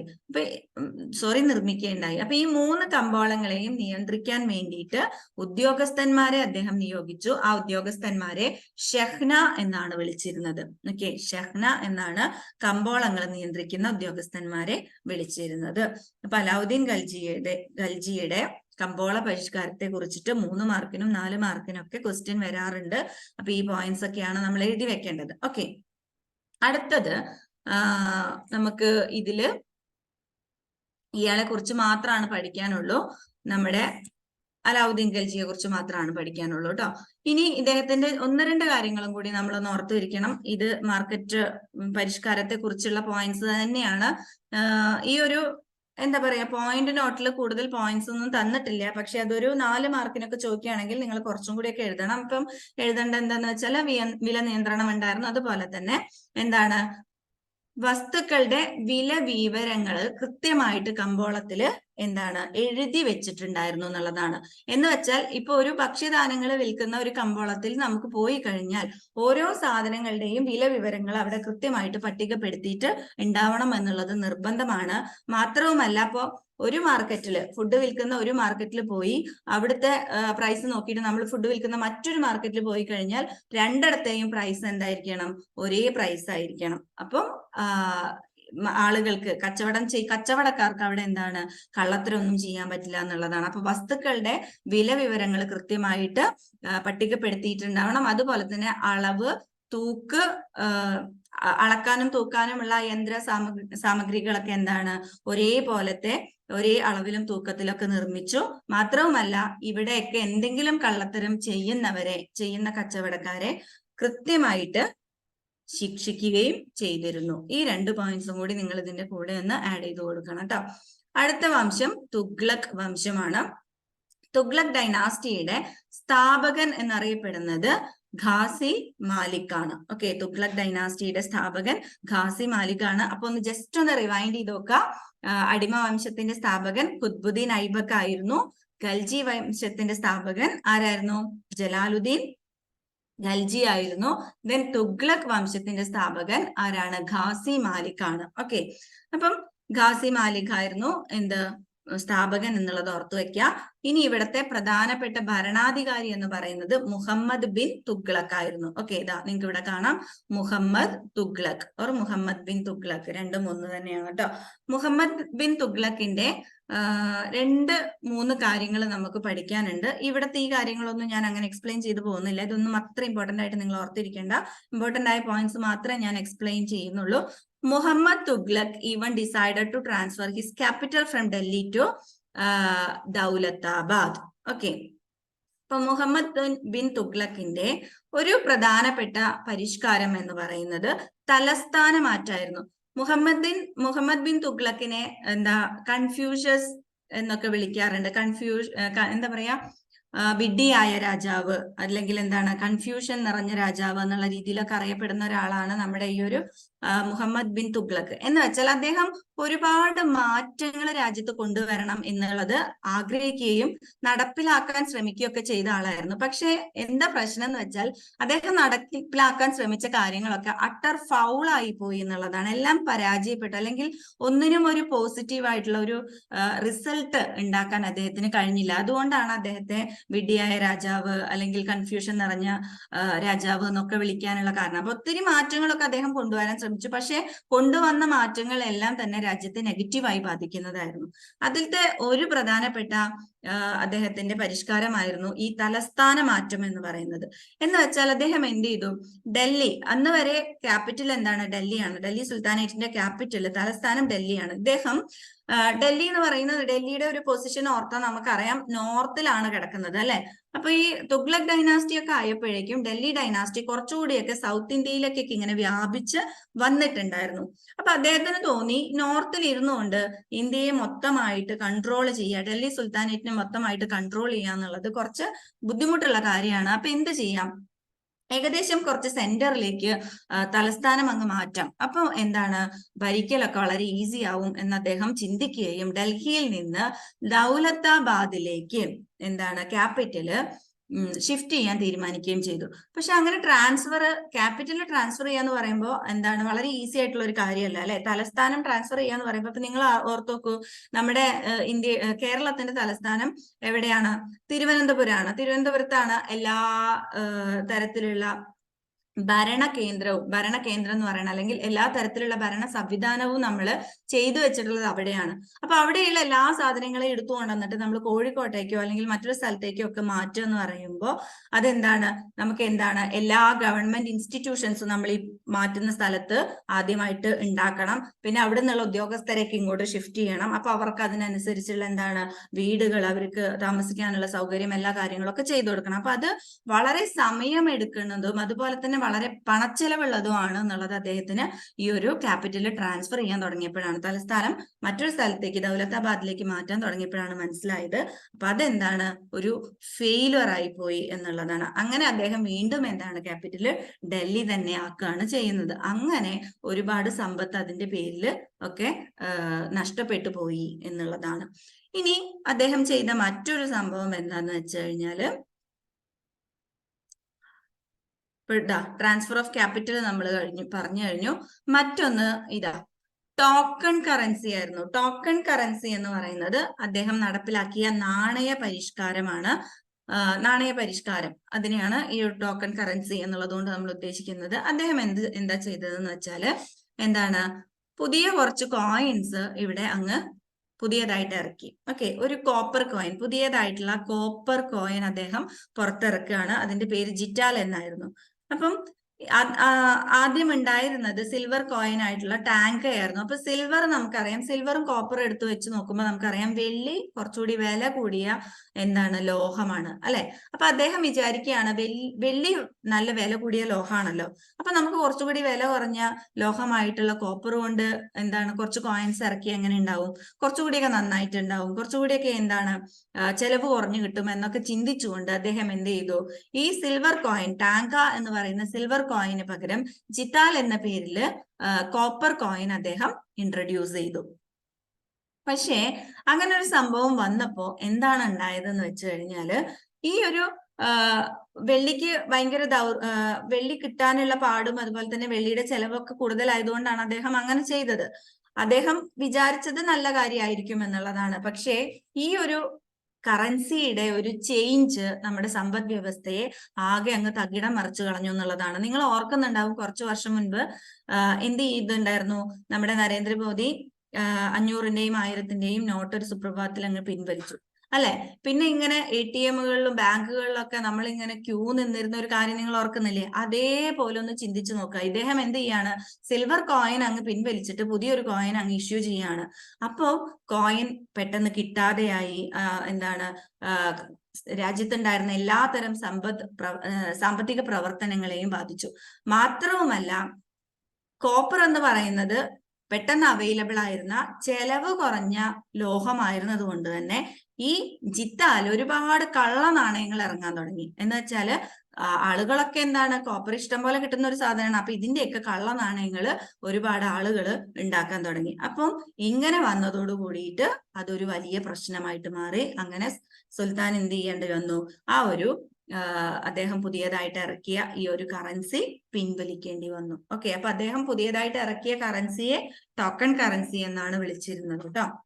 അപ്പൊ അതും എന്താണ്, ഒരു അട്ടർ ഫെയിലുവർ ആയിരുന്നു എന്നുള്ളത് നമ്മൾ ഓർത്തിരിക്കണം. മറ്റൊന്ന് അദ്ദേഹം നടപ്പിലാക്കിയത്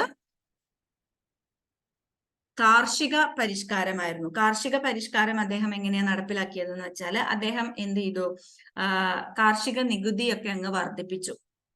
അപ്പൊ അത് ജനങ്ങളിൽ വലിയ തോതിലുള്ള അസംതൃപ്തി ഉണ്ടാക്കി.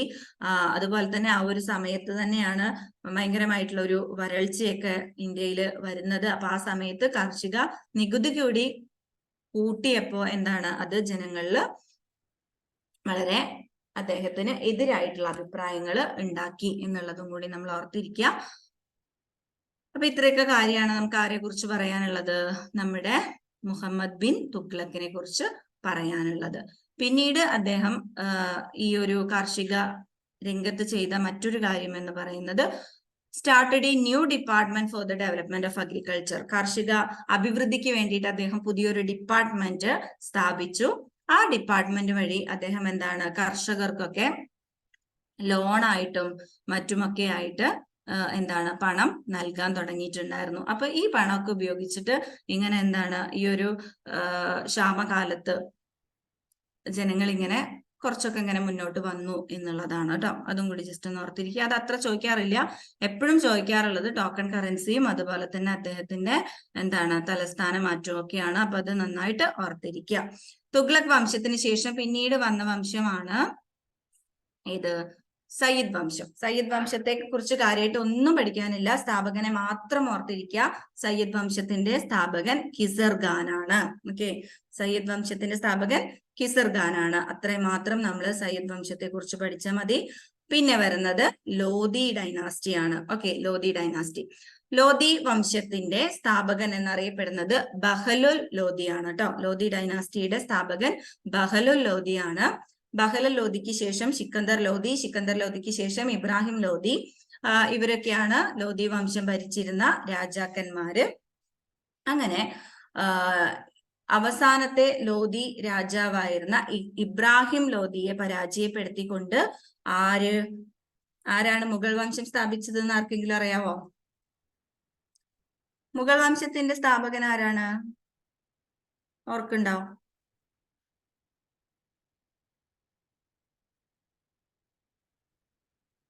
ആർക്കെങ്കിലും അറിയാവോ?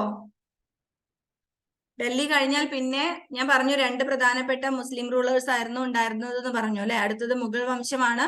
അപ്പൊ നമ്മുടെ അവസാനത്തെ ലോധി രാജാവായിരുന്ന ഇബ്രാഹിം ലോധിയെ പരാജയപ്പെടുത്തിക്കൊണ്ട് ഇതാ ബാബർ എന്താണ് പുതിയൊരു വംശം ഇന്ത്യയിൽ സ്ഥാപിക്കുകയാണ്. അതാണ് ഏത്? മുഗൾ വംശം എന്ന് പറയുന്നത്. ഓക്കെ, അപ്പൊ നമുക്ക് ഈ ഒരു യുദ്ധം പ്രധാനപ്പെട്ട ഒരു യുദ്ധമാണ്. ഈ ഒരു വർഷവും പ്രധാനമാണ്. AD 1526 പാനിപ്പറ്റ് യുദ്ധത്തിലൂടെ ഇബ്രാഹിം ലോധിയെ പരാജയപ്പെടുത്തിക്കൊണ്ട് ബാബറാണ് ഇന്ത്യയിൽ എന്ത് സ്ഥാപിക്കുന്നത്? മുഗൾ ഭരണം സ്ഥാപിക്കുന്നത്. അപ്പൊ ഇത്രയൊക്കെ നമുക്ക് ഭരണാധികാരികളെ കുറിച്ച് പഠിക്കാനുള്ള കാര്യങ്ങളാണ്. സുൽത്താനേറ്റ് വംശം നേരിട്ട വെല്ലുവിളികൾ എന്തൊക്കെയാണ്, അല്ലെങ്കിൽ സുൽത്താനേറ്റ് വംശം തകർന്നു പോവാനുണ്ടായിരുന്ന കാരണങ്ങൾ എപ്പോഴും എക്സാമിന് ചോദിക്കാറുണ്ട്. Attack by Mongol or others എന്ന് വെച്ചാൽ എന്താണ്? മംഗോളിയന്മാരുടെ ആക്രമണം. മംഗോളിയന്മാരുടെ ആക്രമണം ഒരു കാരണമായിരുന്നു. മറ്റൊരു കാരണം എന്താണ് പറയുന്നത്? Inner conflict of nobility. Inner conflict of nobility എന്ന് പറഞ്ഞാൽ എന്താണ്? രാജ്യത്തിനകത്ത് തന്നെ ഉണ്ടായിരുന്ന സംഘർഷങ്ങള്, ആഭ്യന്തര സംഘർഷങ്ങള്. Then resistance by Indian chief provincial kingdom എന്ന് വെച്ചാൽ എന്താണ്? സൈന്യത്തിന്റെ ഒരു ഐക്യമില്ലായ്മ എന്ന് വെച്ചാൽ സൈന്യത്തിൽ ഉള്ളവർ തമ്മിൽ തന്നെ അങ്ങോട്ടും ഇങ്ങോട്ടും എന്താണ് തമ്മിലുള്ള പ്രശ്നങ്ങള്. അതുപോലെ തന്നെ നാട്ടുരാജ്യങ്ങൾ അങ്ങോട്ടും ഇങ്ങോട്ടുമുള്ള പ്രശ്നങ്ങൾ. ഇതൊക്കെയാണ് സുൽത്താനേറ്റിന്റെ അധപ്പതനത്തിനുള്ള കാരണങ്ങൾ എന്ന് പറയുന്നത്. ഓക്കെ, അപ്പൊ ഇത്രയും കാര്യമാണ് നമ്മുടെ ഗൈഡില് ഷോർട്ട് നോട്ടായിട്ട് തന്നിട്ടുള്ളത്. പക്ഷെ ഇവിടുന്ന് എപ്പോഴും എടുത്തു ചോദിക്കുന്ന 1-2 ക്വസ്റ്റ്യൻസ് ഉണ്ട്. അപ്പൊ അത് നമ്മൾ സ്കിപ്പ് ചെയ്ത് കളയാൻ പറ്റില്ല. അപ്പൊ അതിന്റെ ഒരു വേറൊരു സെപ്പറേറ്റ് പോർഷൻ ഞാൻ ചെയ്തിട്ടുണ്ട്. അത് നിങ്ങൾ പഠിക്കേണ്ടത് തന്നെയാണ് നിർബന്ധമായിട്ടും. അതിനെ പറ്റി കൂടുതൽ കാര്യങ്ങളൊന്നും ടെക്സ്റ്റിലോ അല്ലെങ്കിൽ നിങ്ങളുടെ എന്താണ് ഗൈഡിലുണ്ടോ എന്ന് എനിക്കറിയില്ല. ടെക്സ്റ്റിൽ അധികം ഇല്ല, പക്ഷെ അത് നമ്മൾ പഠിക്കേണ്ട കാര്യമാണ് കേട്ടോ. അതുകൊണ്ട് ഞാനത് ക്ലാസ് ചെയ്തിട്ടുണ്ട്. സിമ്പിൾ ആയിട്ട് പറഞ്ഞുതരാം, നിങ്ങൾ അതും കൂടി നോട്ട് ചെയ്യണം. അപ്പൊ ഈ ഒരു സ്ക്രീനും ഞാനൊന്ന് ഓഫ് ചെയ്യാണ്. ജസ്റ്റ് ഒന്ന് വെയിറ്റ് ചെയ്യാം. എല്ലാം കൂടി ഒന്നിലേക്ക് ചെയ്യാനുള്ള സമയം കിട്ടിയില്ല എന്ന്, അതുകൊണ്ടാണ് ഇങ്ങനെ ഡിഫറെന്റ് ആക്കിയത് കേട്ടോ. അടുത്ത ക്ലാസ് നമുക്ക് സെറ്റ് ആക്കാം. എവിടെ പോയി? ഓക്കെ, ഇതാ നോക്കൂ. എന്തൊക്കെയായിരുന്നു ഡൽഹി സുൽത്താനേറ്റിലെ പ്രധാനപ്പെട്ട നികുതികൾ അല്ലെങ്കിൽ അവരുടെ എന്താണ് വരുമാന സ്രോതസ് എന്തൊക്കെയായിരുന്നു എന്നുള്ളതാണ്. ഡൽഹി സുൽത്താൻമാരുടെ പ്രധാന സ്രോതസ്സുകൾ എന്ന് പറയുന്നത്, വരുമാന സ്രോതസ്സുകൾ എന്ന് പറയുന്നത് നികുതി തന്നെയായിരുന്നു. മുസ്ലിം കർഷകരിൽ നിന്ന് മാത്രം പിരിച്ചിരുന്ന നികുതിയുടെ പേരാണ് ഉഷാർ എന്ന്. ഓക്കെ, ഉഷാർ എന്ന് പറയുന്നത് മുസ്ലിം കർഷകരിൽ നിന്ന് മാത്രം പിരിച്ചിരുന്ന നികുതിയാണ്. അവരുടെ ടോട്ടൽ പ്രൊഡക്ഷന്റെ 10% ഭാഗമാണ് നികുതിയായിട്ട് കൊടുക്കേണ്ടിയിരുന്നത്. ഇനി മറ്റൊന്ന് ഖരാജ് ആണ്. ഈ എ ഇവിടെ വരേണ്ട എ ആണ് കേട്ടോ, തെറ്റിപ്പോയതാണ്. ഖരാജ്. ഖരാജ് എന്ന് പറയുന്നത് അമുസ്ലിങ്ങള് കൊടുത്തിരുന്ന നികുതിയാണ്. അമുസ്ലിങ്ങളിൽ നിന്ന് പിരിച്ചിരുന്ന നികുതിയാണ് ഖരാജ്. ഇത് അവരുടെ പ്രൊഡ്യൂസിന്റെ 3/1 ഭാഗമാണ് ടാക്സ് ആയിട്ട് കൊടുക്കേണ്ടിയിരുന്നത്. മറ്റൊരു നികുതിയാണ് കാംസ് എന്ന് പറയുന്നത്. കാംസ് എന്ന് പറയുന്നത് ഈ എന്താണ് അനക്സ് ചെയ്ത് പിടിച്ച ഏരിയകൾ ഉണ്ടല്ലോ, എന്ന് വെച്ചാൽ യുദ്ധത്തിൽ കീഴടക്കിയ രാജ്യങ്ങൾ ഉണ്ടാവുമല്ലോ. ഇപ്പൊ ഓരോ ഏരിയാസും എന്താ പറയാ യുദ്ധം ചെയ്ത് തോൽപ്പിച്ചിട്ടാണല്ലോ സാമ്രാജ്യത്തോട് ഇങ്ങനെ കൂട്ടിച്ചേർക്കണത്. അങ്ങനെ യുദ്ധത്തിൽ കീഴ്പ്പെടുത്തിയ ഏരിയയിൽ നിന്ന് പിരിച്ചിരുന്ന ടാക്സ് ആണ് കാംസ് എന്നറിയപ്പെട്ടിരുന്നത്. ഇത് 115 അല്ല കേട്ടോ, അത് 5/1 ഭാഗം, അവിടുത്തെ പ്രൊഡ്യൂസിന്റെ 5/1 ഭാഗമാണ് കാംസ് ആയിട്ട് പിരിച്ചിട്ടുണ്ടായിരുന്നത്. പിന്നെ സക്കാത്ത് നമ്മൾ ഇപ്പൊ ഒക്കെ യൂസ് ചെയ്യുന്ന ആ സക്കാത്ത് തന്നെ അതെന്താണ്, അതൊരു മതപരമായിട്ടുള്ള നികുതിയായിരുന്നു, അല്ലെങ്കിൽ മതപരമായിട്ട് പിരിച്ചെടുക്കുന്ന ഒരു സംഭവമായിരുന്നു. മുസ്ലിങ്ങളിൽ നിന്ന് മാത്രം പിരിച്ചെടുത്തിരുന്നതായിരുന്നു. അതായത് മുസ്ലിങ്ങൾ അവരുടെ വെൽത്തിന്റെ, അവരുടെ സമ്പത്തിന്റെ 2.5% പാവങ്ങൾക്ക് സക്കാത്ത് ചെയ്യുക എന്ന് പറയുന്ന രീതിയിലുണ്ടായിരുന്ന ഒരു സംഭവമായിരുന്നു. പിന്നെ അമുസ്ലിങ്ങളിൽ നിന്ന് പിരിച്ചിരുന്ന മറ്റൊരു ഭൂനികുതിയായിരുന്നു ജസിയ എന്ന് പറയുന്നത്. ഇനി മൊത്തം ഭൂമിയെ എന്താണ്, പലതരത്തിലുള്ള ഭൂമികളായിട്ട് ഡിവൈഡ് ചെയ്തിട്ടുണ്ടായിരുന്നു. ഖാലിസ ഭൂമി എന്ന് പറഞ്ഞാല് എന്താ, സർക്കാർ ഉടമസ്ഥയിലുള്ള ഭൂമിയാണ് ഖാലിസ ഭൂമി എന്നറിയപ്പെട്ടിരുന്നത്. ഓക്കെ, സർക്കാർ ഉടമസ്ഥയിലുള്ള ഭൂമിയാണ് ഖാലിസ ഭൂമി എന്നറിയപ്പെട്ടിരുന്നത്. ഇനി ഇക്ത ലാൻഡ് എന്താണെന്നുള്ളത് നമ്മൾ പറഞ്ഞു. സോൾജിയേഴ്സിന് എന്താണ്, ശമ്പളത്തിന് പകരം കൊടുത്തിരുന്ന ഭൂമിയാണ് ഇക്ത ലാൻഡ് എന്ന് പറയുന്നത്. ഇക്ക ലാൻഡ് എന്നും ഇക്ത ലാൻഡ് എന്നും ഒക്കെ പറയാറുണ്ട് കേട്ടോ. ഇക്ത ലാൻഡ് എന്ന് പറയുന്നത് സോൾജിയേഴ്സിന് കൊടുത്തിരുന്ന ഭൂമിയാണ്. ഇനി ഇനാം എന്ന് പറഞ്ഞിരുന്നത് മുസ്ലിം പണ്ഡിതന്മാർക്കും സന്യാസിമാർക്കും ഒക്കെ പാരിതോഷികമായിട്ട് എന്താണ്, സുൽത്താൻമാര് കൊടുത്തിരുന്ന ഭൂമിയെയാണ് ഇനാം ഭൂമി എന്ന് വിളിച്ചിരുന്നത്. അപ്പൊ ഭൂമിയെയും എന്താണ്, പല രീതിയിൽ ഡിവൈഡ് ചെയ്തിട്ടുണ്ടായിരുന്നു. നികുതികളെയും പല പേരിൽ ഡിവൈഡ് ചെയ്തിട്ടുണ്ടായിരുന്നു. ജസ്റ്റ് ഓർത്തിരിക്കേണ്ട കാര്യങ്ങളാണ്, കാരണം ഈ നികുതികളുടെ പേരൊക്കെ ചിലപ്പോൾ ഒരു മാർക്കിനൊക്കെ ചോദിക്കാം. ഇനി അവസാനത്തെ പോർഷനിലേക്ക് പോവാണ്. ഭരണ സംവിധാനം എങ്ങനെയായിരുന്നു ഡൽഹി സുൽത്താനേറ്റിന്റെ ഭരണ സംവിധാനം? ഡൽഹി സുൽത്താനേറ്റിലും നമ്മൾ കഴിഞ്ഞ ക്ലാസ്സിൽ പഠിച്ച പോലെ തന്നെ എന്താണ്, സെൻട്രലൈസ്ഡ് അഡ്മിനിസ്ട്രേഷനും അതുപോലെ തന്നെ ലോക്കൽ അഡ്മിനിസ്ട്രേഷനും ഉണ്ടായിരുന്നു. സെൻട്രലൈസ്ഡ് അഡ്മിനിസ്ട്രേഷൻ എന്ന് പറഞ്ഞാൽ എന്താണ്, കേന്ദ്ര ഭരണമാണ്. ലോക്കൽ അഡ്മിനിസ്ട്രേഷൻ എന്ന് പറഞ്ഞാൽ എന്താണ്, പ്രാദേശിക ഭരണമാണ്. അപ്പൊ ആദ്യം നമുക്ക് കേന്ദ്ര ഭരണത്തിന്റെ കുറച്ച് പോയിന്റ്സ് ഒന്ന് നോക്കി നോക്കാം. ഭരണകേന്ദ്രം എന്ന് പറയുന്നത് സുൽത്താൻ തന്നെയായിരുന്നു. എന്ന് വെച്ചാൽ എല്ലാ കാര്യങ്ങളും അന്തിമമായിട്ട് തീരുമാനമെടുക്കുന്നത് ആരാണ്, സുൽത്താനാണ്. ഇനി സുൽത്താനെ സഹായിക്കാൻ വേണ്ടിയിട്ട് ഒരുപാട് വകുപ്പുകളും വകുപ്പ് മന്ത്രിമാരും ഉണ്ടായിരുന്നു എന്നുള്ളത് നമ്മൾ ഓർത്തിരിക്കണം. അതിൽ പ്രധാനപ്പെട്ട കുറച്ച് വകുപ്പുകൾ എന്തൊക്കെയായിരുന്നു എന്നുള്ളത് നമുക്ക് ജസ്റ്റ് ഒന്ന് നോക്കാം. വാസിർ എന്ന് പറയുന്നത് ധനകാര്യമന്ത്രിയെ വിളിച്ചിരുന്ന പേരാണ് വാസിർ. ഓക്കെ, ഫിനാൻസ് മിനിസ്റ്റർ ആയിരുന്നു വാസിർ എന്ന് പറയുന്നത്. ഈ ധനകാര്യ വകുപ്പ് അറിയപ്പെട്ടിരുന്നത് ദിവാൻ എ വിസാറത്ത് എന്നാണ്. ഓക്കെ, ധനകാര്യ വകുപ്പ് അറിയപ്പെട്ടിരുന്നത് ദിവാൻ എ വിസാറത്ത് എന്നാണ്. ഇനി എന്താണ്, സൈനിക തലവനെ വിളിച്ചിരുന്ന പേരാണ് ആരിസ് ഇ മാലിക് എന്ന് പറയുന്നത്. ഓക്കെ, ആരിസ് ഇ മാലിക് ആയിരുന്നു മിലിറ്ററി ഹെഡ്. അപ്പൊ ആ ഒരു വകുപ്പ് അറിയപ്പെട്ടിരുന്നത്, സൈനിക വകുപ്പ് അറിയപ്പെട്ടിരുന്നത് ദിവാൻ ഇ ആരിസ് എന്നായിരുന്നു കേട്ടോ. വകുപ്പ് അറിയപ്പെട്ടിരുന്നത് ദിവാൻ ഇ ആരിസ് എന്നായിരുന്നു. വകുപ്പ് മന്ത്രി അറിയപ്പെട്ടിരുന്നത് ആരിസ് ഇ മാലിക് എന്നായിരുന്നു. അതുപോലെ എഴുത്തുകുത്തുകളൊക്കെ ചെയ്യുന്ന, അതായത് ഒഫീഷ്യൽ റെക്കോർഡ്സ് ഒക്കെ എഴുതി സൂക്ഷിക്കുന്ന വകുപ്പ് അറിയപ്പെട്ടിരുന്നത് ദിവാൻ ഇ ഇർഷ എന്നായിരുന്നു. ദിവാൻ ഇ ഇർഷ അല്ല, ഇൻഷ. ദിവാൻ ഇ ഇൻഷ. ആ തലവൻ അറിയപ്പെട്ടിരുന്നത്, ആ ഓഫീസർ അറിയപ്പെട്ടിരുന്നത് എന്താണ്, ദാബിർ ഇ മാമലിക് എന്നായിരുന്നു കേട്ടോ. ദാബിർ ഇ മാമലിക്. ഇതൊക്കെ ഒരു 4-5 പ്രാവശ്യം വായിച്ചു നോക്കുക, അപ്പോഴാണ് വായിൽ കൊള്ളുള്ളൂ. പിന്നെ മതപരമായ ചടങ്ങുകളുടെ തലവൻ എന്നുള്ളത് അറിയപ്പെട്ടിരുന്നതാണ് പ്രധാന ഖ്വാസി അല്ലെങ്കിൽ ചീഫ് ഖ്വാസി ആയിരുന്നു. പ്രധാന ഖ്വാസി ആയിരുന്നു. മതപരമായ ചടങ്ങുകളുടെ ഹെഡ് എന്ന് പറയുന്നത് വകുപ്പ് അറിയപ്പെട്ടിരുന്നത് ദിവാൻ ഇ റിസാലത്ത് എന്നാണ്. ഓക്കെ, ദിവാൻ ഇ റിസാലത്ത് എന്നാണ് വകുപ്പ് അറിയപ്പെട്ടിരുന്നത്.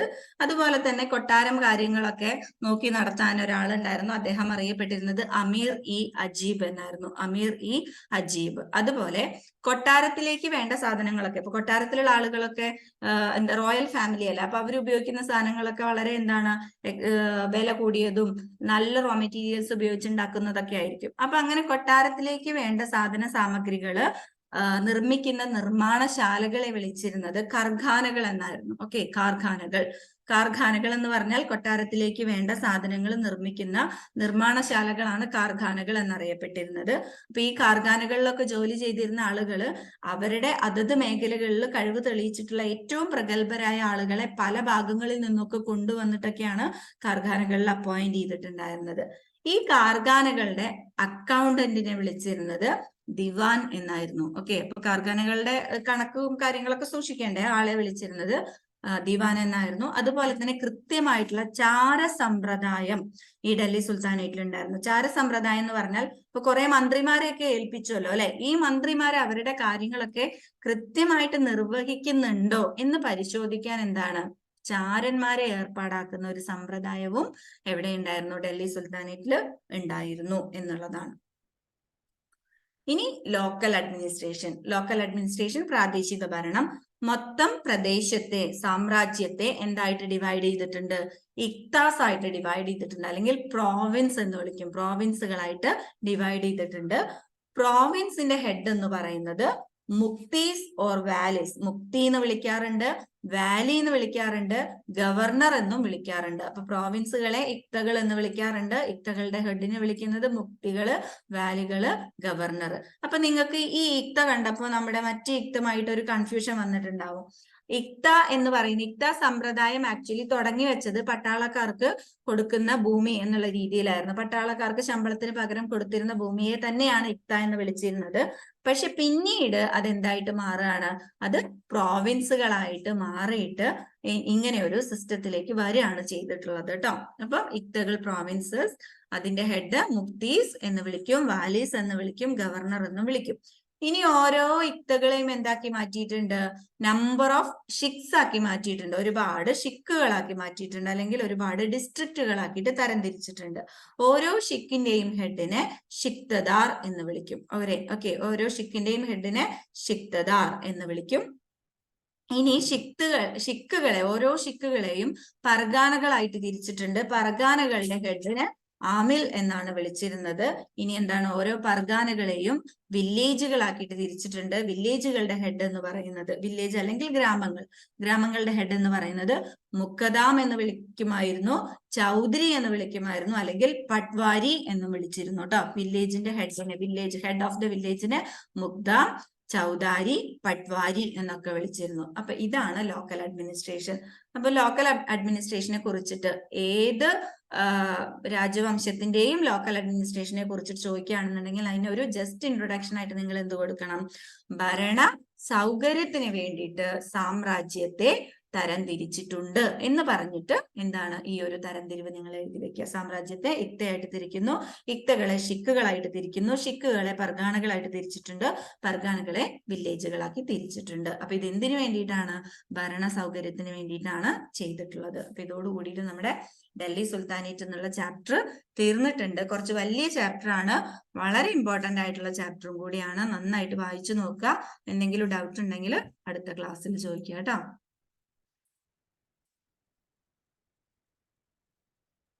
ഏതെങ്കിലും ഭാഗം മനസ്സിലാവാത്തതുണ്ടോ?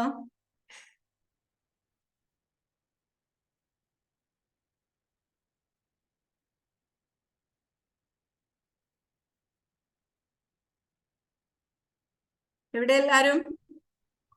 ഏതെങ്കിലും ഭാഗം മനസ്സിലാവാത്തതോ സ്പീഡ് കൂടി പോയതോ എന്തെങ്കിലുമൊക്കെ ഉണ്ടോ?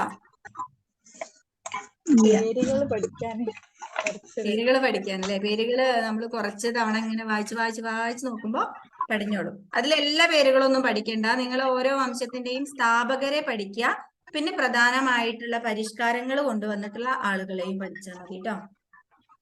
നികുതികളുടെ പേരുകളൊക്കെ ഒന്നിങ്ങനെ ഒരു 3-4 വട്ടം അങ്ങനെ എഴുതി പഠിച്ചു കഴിഞ്ഞാൽ അത് ക്ലിയർ ആയിക്കോളും. ആദ്യമായിട്ട് കേൾക്കാവുമ്പോഴുള്ള ഒരു പേടിയാണ്. അതിങ്ങനെ ഒരു 2-3 വട്ടം വായിക്കുമ്പോൾ ശരിയാവും കേട്ടോ. നോട്ട് ഞാൻ ഗ്രൂപ്പിൽ ഷെയർ ചെയ്യാം. എന്നാ കൺക്ലൂഡ് ചെയ്യല്ലേ?